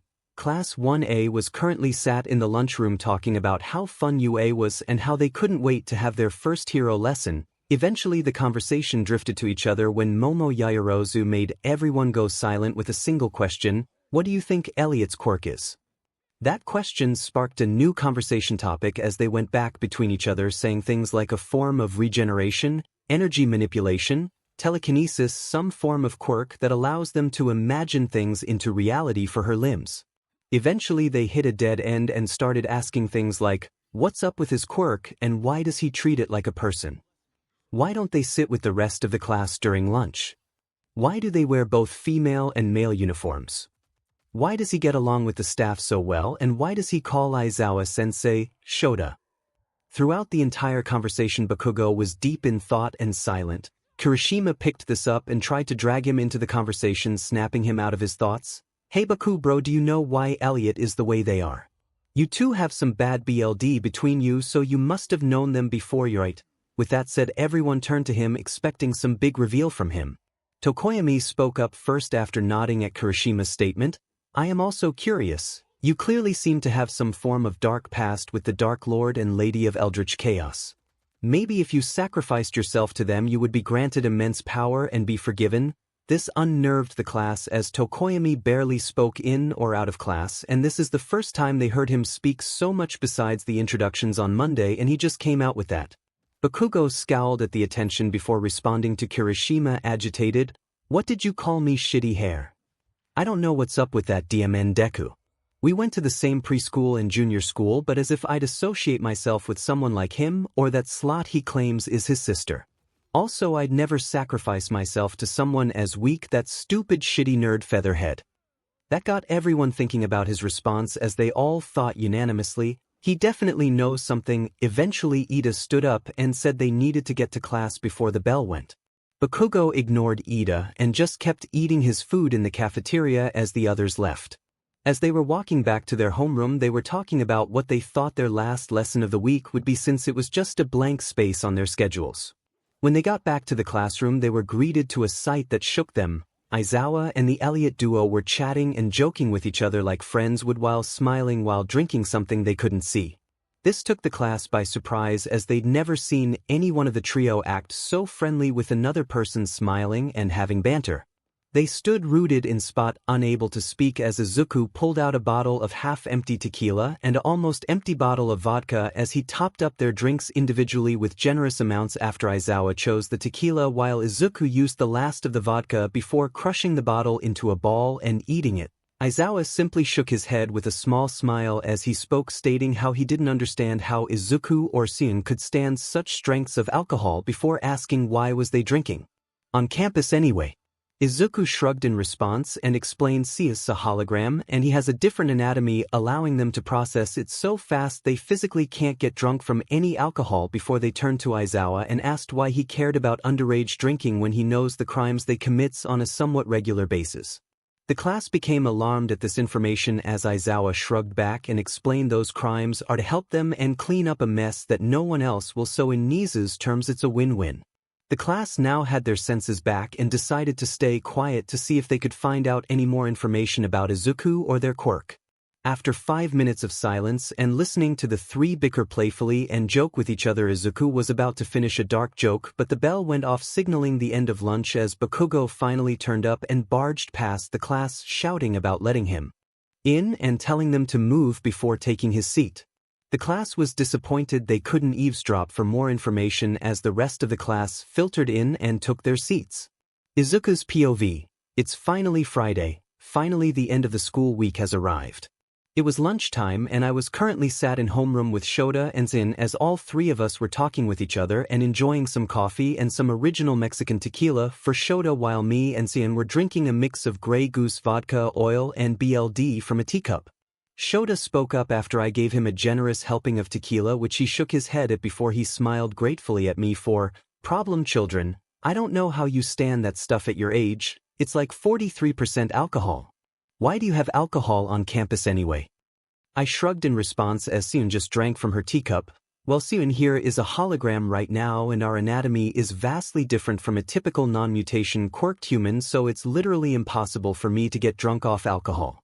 Wait a minute, I break like 2 or 3 other laws on a somewhat regular basis and you're concerned about us underage drinking. I deadpanned at him as he smiles at my statement of the obvious. Your ability to point out the obvious astounds me, but those crimes you commit are sanctioned and monitored. Besides, as 𝗍𝐻𝗧𝗏 says, it's a win-win. You get what you need and you clean a mess that needed cleaning. We started bickering and joking between each other as I asked him if he ever played a old pre-quirk era game called Call of Duty, when he nodded and explained that he wondered what pre-quirk games looked like and checked out some old videos of them to see how the world viewed combat without quirks. I smiled and nodded at him as I started one of the old dark jokes I learned. Hey 𝗧𝗱, what do you call a disabled terrorist? As he went to answer, the bell went off signaling the end of lunch, and Bakugo came stomping into the room shouting at everyone to move out of his way. We turned to see the rest of the class standing at the door trying to be as small and quiet as possible, causing us both to sigh as my sister fizzled out of existence as we returned to our neutral faces before we went to our individual desks, mine being the twin-size desk and his being the podium. He sighed again before telling everyone to sit down, to which they do, as they learned over the week that if they don't, I'll make them sit down. Once everyone was sat down, he went on to tiredly explain that we were probably wondering why we have a blank space on our timetables, to which the rest of the class nodded. I already knew why. Perks of living with your teachers, I suppose. 𝗧𝗱 explained that any blank areas in our timetables are hero lessons that will cover different aspects of hero work. Just as he was about to continue explaining, I heard loud footsteps approaching the room before the door got blasted off its hinges and sent halfway into the window as All Might was leaning through the doorframe as he exclaimed, "I am here." Coming through the door like normal. I sighed and face-bombed as the majority of the class screamed in excitement, saying things like, "OMG, All Might is gonna be teaching us." And, "I heard that All Might was gonna be a teacher here." I sighed as the hero in question made his way to the front of the class and pulled out a card that said, "Battle Training," in bright bold text. After that he spoke up again, "Meet me at 𝗧𝗏𝗏. But first, aspiring young heroes like yourselves need to look the part first, so go get changed and meet me there." With that he ran out the class off to 𝗧𝗏𝗏 presumably. 𝗧𝗱 was clearly annoyed with the blonde brute's behavior as he explained further. When you got accepted into this school, you were asked to submit ideas for your future hero costumes. The support department made these costumes to fit your specifications and measurements. Grab your desk-numbered case and go get changed. If you need any alterations to your costume, go to the support department after class and put a request in. Izuku, you can lead them to 𝗧𝗏𝗏 since you've been here longer than them. He pulled out a remote and pressed it, causing the panels on the wall slide out and reveal numbered cases during his explanation before he smirked at me after explaining that he'll be leading them to 𝗧𝗏𝗏, making me mock glare at him. I sighed and just grabbed my case, which had a long case with it, and made my way to the girls' changing rooms. Once I got there, the other girls came in a few minutes later and did a double take at me before Uraraka asked, "Excuse me, Elliot, but what are you doing in here? This is the girls' changing room." I heard the other girls voice their agreements with her. I sighed as I looked over my shoulder at them talking. I can be either gender at will, but my hero costume is inherently feminine in nature, so to change into it I need to be female and I'd rather not be perved on by the guys. If that happened, they'd be dead for ogling me, and if you've got a problem with me being here, 𝗧𝗏𝗏𝗧𝗏𝗏 it up. They looked hesitant over my explanation. I sighed, and to prove my point I stripped down to my underwear, which made them blush as I formed an absolute solver symbol over my head that moved down my body, shrinking my body a few inches as it pulled my hair down to my shoulders before making my shoulders more rounded as it passed over them, and moved down my flat chest and arms as it shifted the skin and fat, inflating my chest into clear 𝗧𝗓𝗧𝗟𝗘 with the green worker drone symbol glowing and pulsing softly between them. The solver went down the rest of my body, making my waist cave in slightly as the fat from my waist was pushed into my hips, thighs, and butt. When it went over my male anatomy, it basically disappeared and was reformed into my womanhood. The entire process took less than 30 seconds, but all the girls were a mix between looking astounded and flustered seeing my body transform and just be genders like that before 𝗔𝗍𝗧𝗏 looked at me with stars in her eyes as she appeared behind me and held my breasts with her soft pink hands. OMG, you're so cute as girl. Why don't you stay as one though? I blushed and pushed her away as I covered my chest as I exclaimed, "What the hell is 𝗧𝗏𝗧𝗟𝗘? You can't just play with and touch my body like that." I hated female emotions, they make me easy to fluster and more prone to anger. She had the decency to look ashamed and apologetic but didn't voice it. The other girls looked just as flustered as I was from the interaction and went to changing into their costumes. I pulled out mine, which was a set of female underwear, leggings, a thigh holster with 2 straps of ammo holders filled with 40 spare bullets that go just under the holster for the gun, a pair of 2-inch heels, and a black dress with an open back so it doesn't rip from making extra limbs. They were all made out of materials that's resistant to being damaged while still being light and elastic to allow ease of movement. I opened the long case and found the final 2 things. A long sword exactly like 𝗬𝗏𝗧𝗏𝗏 and a high-tech 8-shot revolver with a note attached to them. This is one of my first high-end babies with UA's resources. The gun can fire regular bullets and shoots high-powered plasma shots in emergencies if you're out of ammo. Whenever you need a refill for bullets, just stop by the workshop and ask for inventor extraordinaire 𝗏𝗏𝗧𝗏𝗏𝗧. The sword, while light and reinforced, was made with both organic and inorganic materials so you can destroy and remake it as many times as you want. It was a pain in the butt to figure out that aspect, so you owe me a favor in return. I tested the assimilating the sword and reassembling it. It took a minute or 2 to figure out and dripped with BLD once reassembled, but it wasn't made of flesh, so that's good. Once we all got changed, we waited outside for the guys before I showed them the way to Site Gamma. Along the way, 𝗧𝗏𝗧𝗏𝗏 asked me again why I didn't stay as a cute girl 24/7, making the guys look at us in confusion. I ignored her, making her pout as 𝗬𝗏𝗏𝗏 appeared next to me and spoke for me. My dear sister here is known as gender fluid, due to her ability to be either gender at will. They prefer they/them pronouns as to avoid any confusion, but you can often base her pronouns off the way she dresses. Her gender can be female, male, neither, or both. It depends on her mood, isn't that right, my little izuku? I blushed at her tease and swatted her hands away from my face as the class accepted her explanation. Throughout the entire explanation, Bakugo looked like he wanted to say something, but he kept quiet. Probably best he kept quiet, or he'd most likely end up dead at mine or 𝗧𝗏𝗏𝗧𝗏𝗏𝗧𝗏𝗏 hands. As the group kept asking questions, I ignored them as 𝗬𝗏𝗏𝗏𝗏 either deflected them or just stonewalled them, refusing to answer the people who asked. I led them to Site Gamma, where we walked through a tunnel and found All Might on the other side being lectured by 𝗧𝗏𝗏 about his teaching style and saying that he didn't even tell them how to get to their hero costumes. I guess he wants to make sure All Might can teach a class properly. Once we exited the tunnel and 𝗧𝗏𝗏 and All Might noticed us, I waved and said, "Hello, All Might." "Hi, 𝗧𝗏𝗏." They ignored me and led us to the observation room and stated that we'll be doing a hero versus villain simulation, explaining they'll be paired randomly. When Ida asks, "Sirs, how will the teams be decided if they're gonna be random? Besides, there's gonna be one student by themselves, as there are only 19 students here." 𝗧𝗏𝗏 sighs and turned to me where I was leaning against the wall before saying, "Izuku, will you mind being on a team by yourself? If you do it, you'll get a C+ no matter how bad you do due to being by yourself in this simulation." I grinned at him from my wall and nodded, "Sure, I don't mind. Besides, I'm never truly alone." The majority of the class understood what I meant, whereas Denki didn't, so 𝗔𝗨𝗧𝗏𝗏𝗏 slapped him on the back of his head and told him, "Idiot, she has her sister with her." I smiled gratefully at her for acknowledging 𝗬𝗏𝗏𝗏𝗏 as my sister, which she returned with her own smile. All Might pulled out an actual script to describe the simulation. "All right. The situation is a pair of villains have taken over a building and are threatening to blow the street up with a bomb. The hero's job is simple: you have 10 minutes to infiltrate the building and defeat the villains by either knockout or restraining them with this capture tape, or get past the villains and touch the bomb. He pulled out a roll of white tape. 𝗧𝗪𝗧𝗟 nodded at me before pulling out a box and telling everyone but me, pick a ball from the box. Once you have your ball, find the other person with the same letter. That person will be your teammate for this training simulation. The screen will display the villain and hero teams.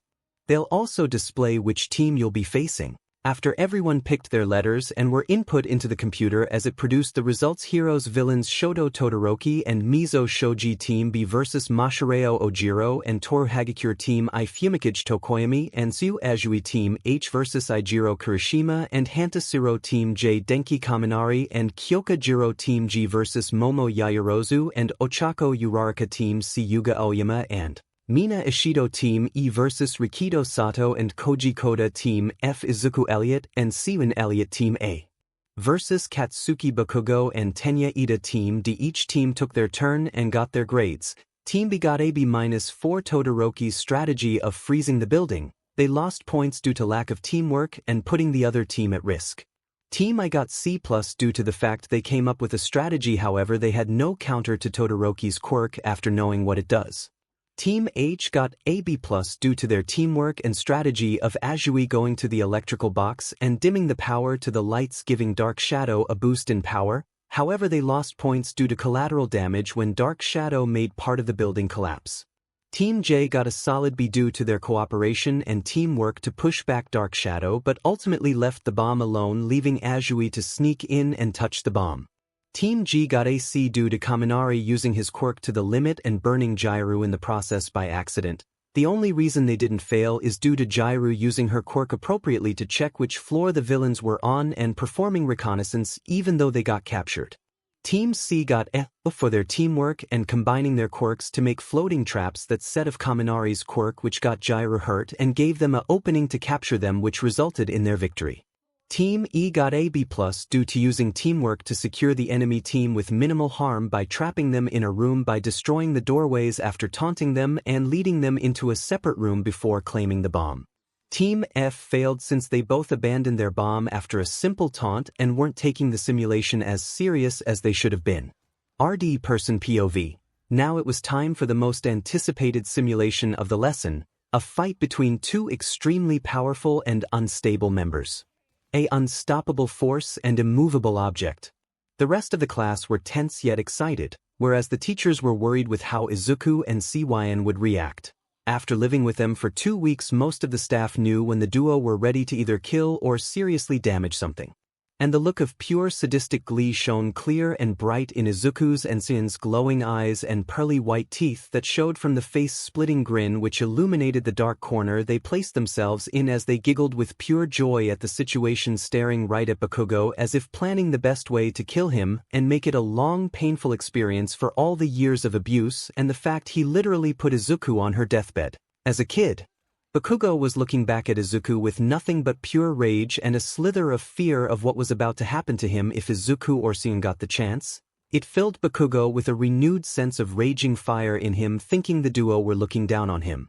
Ida, on the other hand, looked like he was caught between two apex predators in a territorial clash and was trying to picture a way of getting out of this unscathed.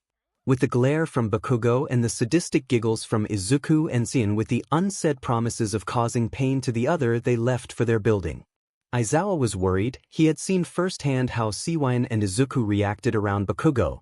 It was like lighting a stick of dynamite and holding onto it as it blew up. Nothing good can come from it. He decided to be ready to leave on a second's notice and get there if either one of the three went too far.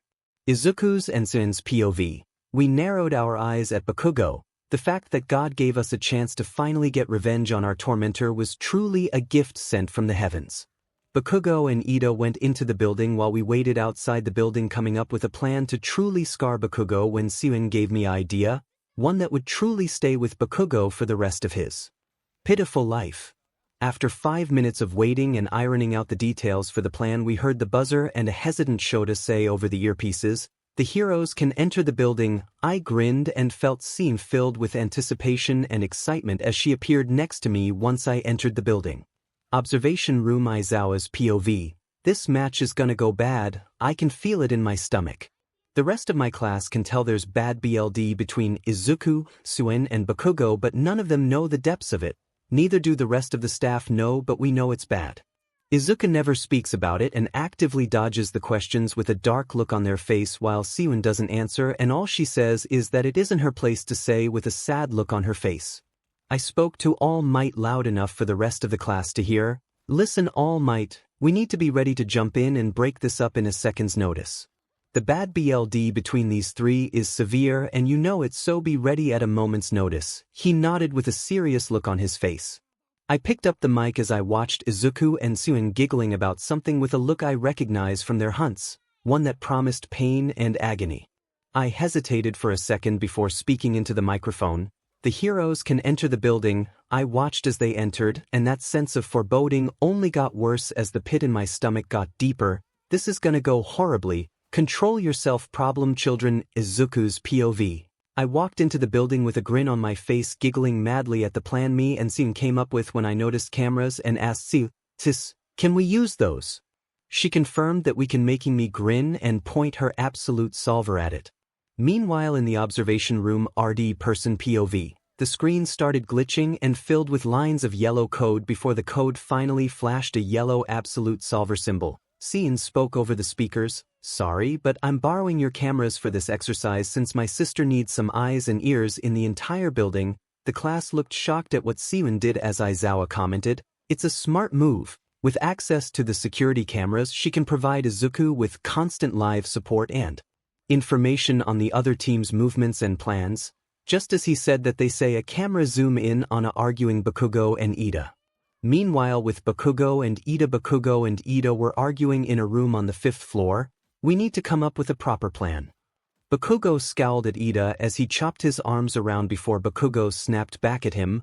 We don't need a plan against Deku and that slot. They're just in the way of my victory. He spun away from 𝗧𝗍 and went to stomp off. 𝗧𝗍 looked astounded at Bakugo's response before speaking up again. Bakugo, no matter how you look at it, Izuku and 𝗬𝗏 are not people you can just attack without a plan. Izuku literally kept their head after it was sliced off with a sword. If that ability alone doesn't scream power to you, then you're a fool if you think you can beat them. They clearly don't care about using their quirk whenever they please and breaking the quirk usage law. Not to mention they are both clearly insane to some degree. This made Bakugo stop briefly. Bakugo turned around after thinking for a moment. Fine. I'll go after them and keep them on the lower floors. You stay here and guard the bomb. When I beat that Deku into the dirt again, you'll realize they're nothing but ants beneath my feet. With that said, he stormed out the room scowling and setting off mini explosions from anger. Back with Izuku and 𝗬𝗏. Izuku's POV. I was calmly walking through the hallway and checking each room before moving on to the next as 𝗬𝗏 checked the cameras when I heard her appear next to me and walk with me as she spoke. Bomb is on the 5th floor. Targets have split up with our prey coming to us. He's currently on the 4th floor heading to the 3rd inch. I grinned at her and thanked her for helping me out. Thank you, sis. Now let's hunt that explosive Pomeranian. She nodded and smiled in response to my thanks. Anything for my little sis. I glitched up to the 3rd floor entrance and heard explosions echoing around the hallways getting closer. I took note of the floor design, seeing a somewhat dark maze-like floor with wires and maintenance scaffolding holding lights. Wires as pipes ran alongside them. I had an idea and grinned with unhidden insanity as I used my absolute solver to break the lights in the hallway before making around 30 pairs of hands that crawled along the walls, floor and ceiling as 2 of them flapped through the hallway like birds as they broke the lights further ahead. All the hands made my assimilation meter drop from 843% to 693%. Bakugo turned the corner and froze at the sight before him. He stood rooted in place as he stared straight down the corridor, which was shrouded in shadows. As he locked eyes with me, he must be able to only see my eyes. I resisted the urge to roll my eyes as I had to. Oh, your eyes are literally glowing neon green. Bakugo set off an explosion, briefly illuminating the hallway, revealing the 30 hands that were crawling towards him. I stopped the hands before they leapt at him, forcing him to dodge and fire an explosion at the extra limbs, making me hiss in pain at the burning sensation and some of them being destroyed before he made a run for me, screaming, "Die Deku!" I dodged his standard explosion-powered right hook by tilting my head to the side as I grabbed him with my absolute solver before flinging him into a wall. He pulled himself out of the wall I put him in as I spoke up. "I'm going to break you, Bakugo, just like you did to me for 10 years and Canyon for 6 years. He screamed at me and went to attack me again, screaming, 𝗔𝗨𝗧𝗟𝗘 Deku. You think you're better than me? You're nothing but a bug compared to me." I glared at him and sent him into another wall to provide a distraction. Bakugo go pale once he pulled himself out of the wall as I responded, "And you are nothing but our puppet?" I made a couple hologram projectors while he was buried in the wall and made a projection of me pulling out his parents bloodied and bruised with some claws. They begged and screamed for Bakugo to save them as I grinned at him before ripping them in half, sending their BLD and organs all over the walls and floor. 𝗧𝗏𝗧𝗟𝗘 giggled in my mind and praised me for my scare tactics. This made him go pale as I giggled at his clear fear and terror. I sent the hands after him again as I launched myself towards him, slamming him into the floor as I grinned and giggled at him. He regained his senses even if he still looked pale and sent me down the hall with an explosion to the face. I skidded and bounced along the floor before slamming against the wall as he picked himself up and stared at me. I grinned and stood up and said, "Ow, get snuck upon." I retracted the hands, bringing my assimilation meter back to 803% as I started crawling along the floor and glitching to different walls mid-crawl as he took off running away as I reached him. I chased him down the hallways giggling and laughing the entire time when I lost him after he turned a corner as I slammed into a wall and scanned the area before liking my eye, which glitched a little, fixing it. Lick dash. I grinned and remade the hands, dropping my assimilation meter back down to 653% as they crawled along the floor and walls. As they reached the doorways of rooms in the hallway, a few went in and felt around before retracting back into the hallway. As I passed the third doorway on the left, Bakugo jumped out behind me with a look of pure rage on his face as tears filled his eyes before holding one of those oversized gauntlets by the handle and pointed it at me. He went on a miniature rage and grief-filled rant. "These gauntlets aren't just for show. They store excess sweat to release a monster blast. This is for my parents, you 𝗏𝗏 monster." My eyes widened as the extra hands formed a shield in front of me as I heard a click before the makeshift barrier of hands glowed orange and melted away, giving way to a wall of rapidly approaching fire which engulfed the hallway and then me. I couldn't glitch in time and was sent into a wall as everything went black. The last thing I remember was hearing 𝗬𝗏𝗧𝗏𝗧𝗟𝗘 scream my name. Bakugo's POV. I did it. I killed the bastard and avenged my parents. I stood there thinking, that monster is dead now. I can't believe the old man and hag are dead. I was disrupted when I heard a voice, angry.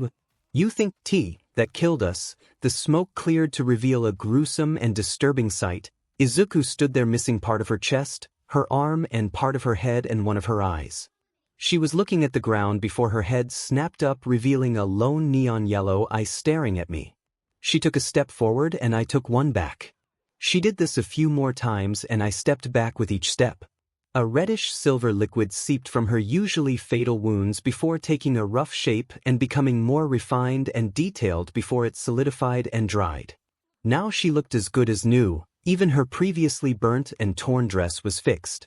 To say I was scared was an understatement. I was petrified and morbid curiosity filled part of me as I demanded, How? How did you do that, D? Your attacks did nothing to me and that attack should have killed you." The thing in front of me came to a stop for a second as it tilted its head before it started giggling quietly before it devolved into pure insane laughter. When it finally stopped laughing, it looked at me with pure rage in its eyes as it spoke, "Izuku. I'm not Izuku, I'm her sister. 𝗏𝗏𝗧𝗟𝗘. Your attack did kill him, remember? 6 years ago on the beach when you destroyed my precious Aiza's chest, burnt away her chest skin and muscle, broke her ribs, punctured her lungs. And now you've just set me off by setting off that explosion at her. It made some form of hologram of that day 6 years ago, the day I killed the DMN Deku. Only this time we weren't kids. I watched as 8-year-old cornered Deku and watched as Kid Me set off an explosion against his chest, sending him through the wall of metal garbage that was piled up behind him. I watched as young me boasted about it before running off with fingers and wings after hearing a distant explosion. I was frozen from shock of this day being replayed like a VR experience around us as older Deku or their sister bent down to slide young Deku's face as they cried BLD and a weird black substance and spoke, "This is the day we met, the day we became one. A day I don't regret no matter what happened afterwards." I was confused. What the hell did this speech mean by that? I was answered when some sort of metal spider crab thing that was clearly damaged spoke to Deku in the beach's voice. It offered him a deal to save them both and young Deku took it. After that the spider thing started to rip into Deku's chest as I thought, how the hell is this supposed to save him? Placing itself in Deku's chest, after setting itself there for a few minutes nothing happened when all of a sudden Deku's body convulsed as the BLD and metal around him flew into his body and his chest hole was covered by metal and gained that weird symbol it has now before he sat up and threw up BLD and red sludge like liquid. All the while older Deku or whatever her name is was stroking younger Deku's hair as they cried BLD and black mystery fluid. With that the simulation thingy ended and she turned to face me before she spoke. "I guess I owe you thanks to some degree for allowing me the opportunity to merge with my dear sister Izu. But right now I'm gonna break you for what you just did to my Izu." It summoned some weird black ball with a yellow outline with the word null in neon yellow within it on her hand and pointed it towards me speaking again without the usual grin, "Our attacks have no effect on you. Who decided that? Your attacks should have killed us. Who decided that? I will be the one to decide." With that said they pressed their thumb down and the black orb shot towards me at impossible speeds towards my head. I managed to dodge it but not before it blasted by me and clipped my cheek causing a small cut to appear on my cheek before it hit the wall and everything around it into it before it started spreading silvery red liquid tentacles that snaked along the walls before they shivered and melted into a puddle on the floor. I tried to raise my other gauntlet but they appeared before me in a flash of yellow, too slow. They grabbed my arm and twisted it till I heard a pop from my shoulder as I screamed out in pain and my arm hung limply as I sent an explosion to them with my other hand which bought me the time needed to escape.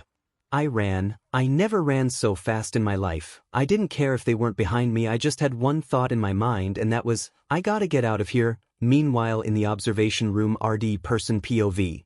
They watched as Izuku made a projection of two adults that begged for Bakugo to save them before Izuku's hologram tore them apart in graphic detail making a few of the students throw up.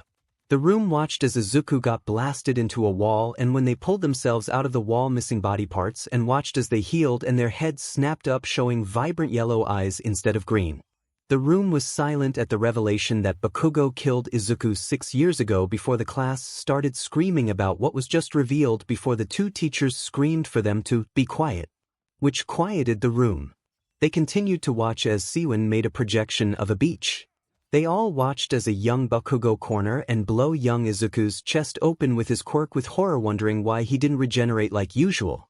They got their answer when a damaged drone core landed next to him and offered young Izuku a deal which he accepted. They watched the damaged core force its way into the child's body as present-day 𝐒𝐮𝐦𝐴 stroked young Izuku's hair crying over his child's self's lifeless body. When the hologram ended the teachers were tempted to end the simulation there but held against it as no rules were broken yet and they can deal with the revelations behind Izuku's and Bakugo's past after the lesson. They watched as 𝐒𝐮𝐴 stood up and launched a null at Bakugo who barely dodged as it hit the far wall of the hallway devouring it before sprouting snake-like tentacles that melted once the null vanished and Bakugo tried to defend himself by firing the other gauntlet which almost got the teachers to intervene but they were beaten to the punch when 𝐒𝐮𝐴 dislocated Bakugo's arm with an audible pop, making him run off after blasting 𝐒𝐮𝐴 with an explosion from his other hand. Back at the simulation site 𝐒𝐮𝐴's POV. I checked the assimilation meter and saw it drop to 576% and watched as Bakugo ran. I was tempted to follow him but I ignored him and just glitched to the 5th floor where they kept the bomb and saw the knockoff Sonic doing some awful stereotyping of an evil villain from movies. He finally noticed me and went on a rant about stopping me and blowing up the street. Grabbed him with my solver and held him in place as he went on some stupid rant about how he will defeat me as I used that stupid white capture tape and wrapped it around his mouth over the suit hoping to silence him or at least muffle him. I cannot be bothered with idiots right now. I had a very tense Shoda over the speakers. 𝗫𝗫𝗍𝗓 is out. I simply walked to the bomb and placed my hand on it causing a tense All Might to talk next announcing our victory. The hero team wins.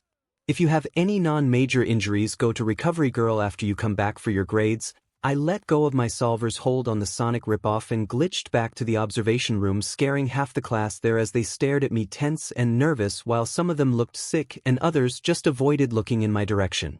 𝗧𝗪𝗧𝗟 was the first to talk. See, first of all, how is 𝗧𝗪𝗧𝗟? I confirmed she was alright and just unconscious and most likely will be till the tomorrow, so I'll be in control till she wakes up. He spoke up again after nodding and sighing in relief at my confession that my sister will be alright. Okay then, since 𝗧𝗪𝗧𝗟 is alright. Is what you showed us all and remind Bakugo of true in any shape or form? I responded to his question honestly, as I never lie. The murder of Bakugo's parents was psychological warfare to break his spirit and was a fake image. However, the beach hologram was 100% unedited and was just a replay of the memory 6 years ago, from the look of it, that made some of the students look even sicker knowing that one of their classmates killed someone as a kid. 𝗧𝗪𝗧𝗏 then brought my attention back to him, saying that he and all might have to let the other staff know so they can set up a meeting where they will ask us about our pasts, which made me worry for Izu, as they admitted they were basically going to interrogate us about what I am and mine and Izu's past. I was panicking because I was scared that they'd try lock us up and experiment on us or try control us.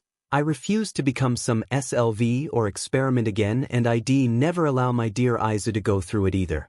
𝗧𝗪𝗧𝗏 snapped me out of my panicking thoughts as he went on about our grades. When you and 𝗧𝗪𝗧𝗏 entered the building and you over the cameras to provide support for 𝗧𝗪𝗧𝗏, which was a good move, the psychological impact you had on Bakugo to the degree you and 𝗧𝗪𝗧𝗏 did, however, is something that we would usually dock points for, but due to your clearly complicated past with Bakugo, we won't give or dock points for it. You did, however, let Bakugo escape after firing a clearly lethal move, so that does mean we have to dock points from you and 𝗧𝗪𝗧𝗏. Your tactic of using your abilities to suspend Ida in the air as you stopped him from being able to attack you and stopped him from communicating with Bakugo by putting the capture tape over his mouth was smart and quick. All in all, you got a solid A-. The class didn't say anything as I just nodded and told him I was gonna get changed and send my dress back to the support department to get properly fixed before going back to the dorms to rest and heal before going out for some food due to the high cost of the lesson. He nodded and dismissed me, saying he'll come with me tonight to keep me company as 𝗧𝗪𝗧𝗏 is out of commission.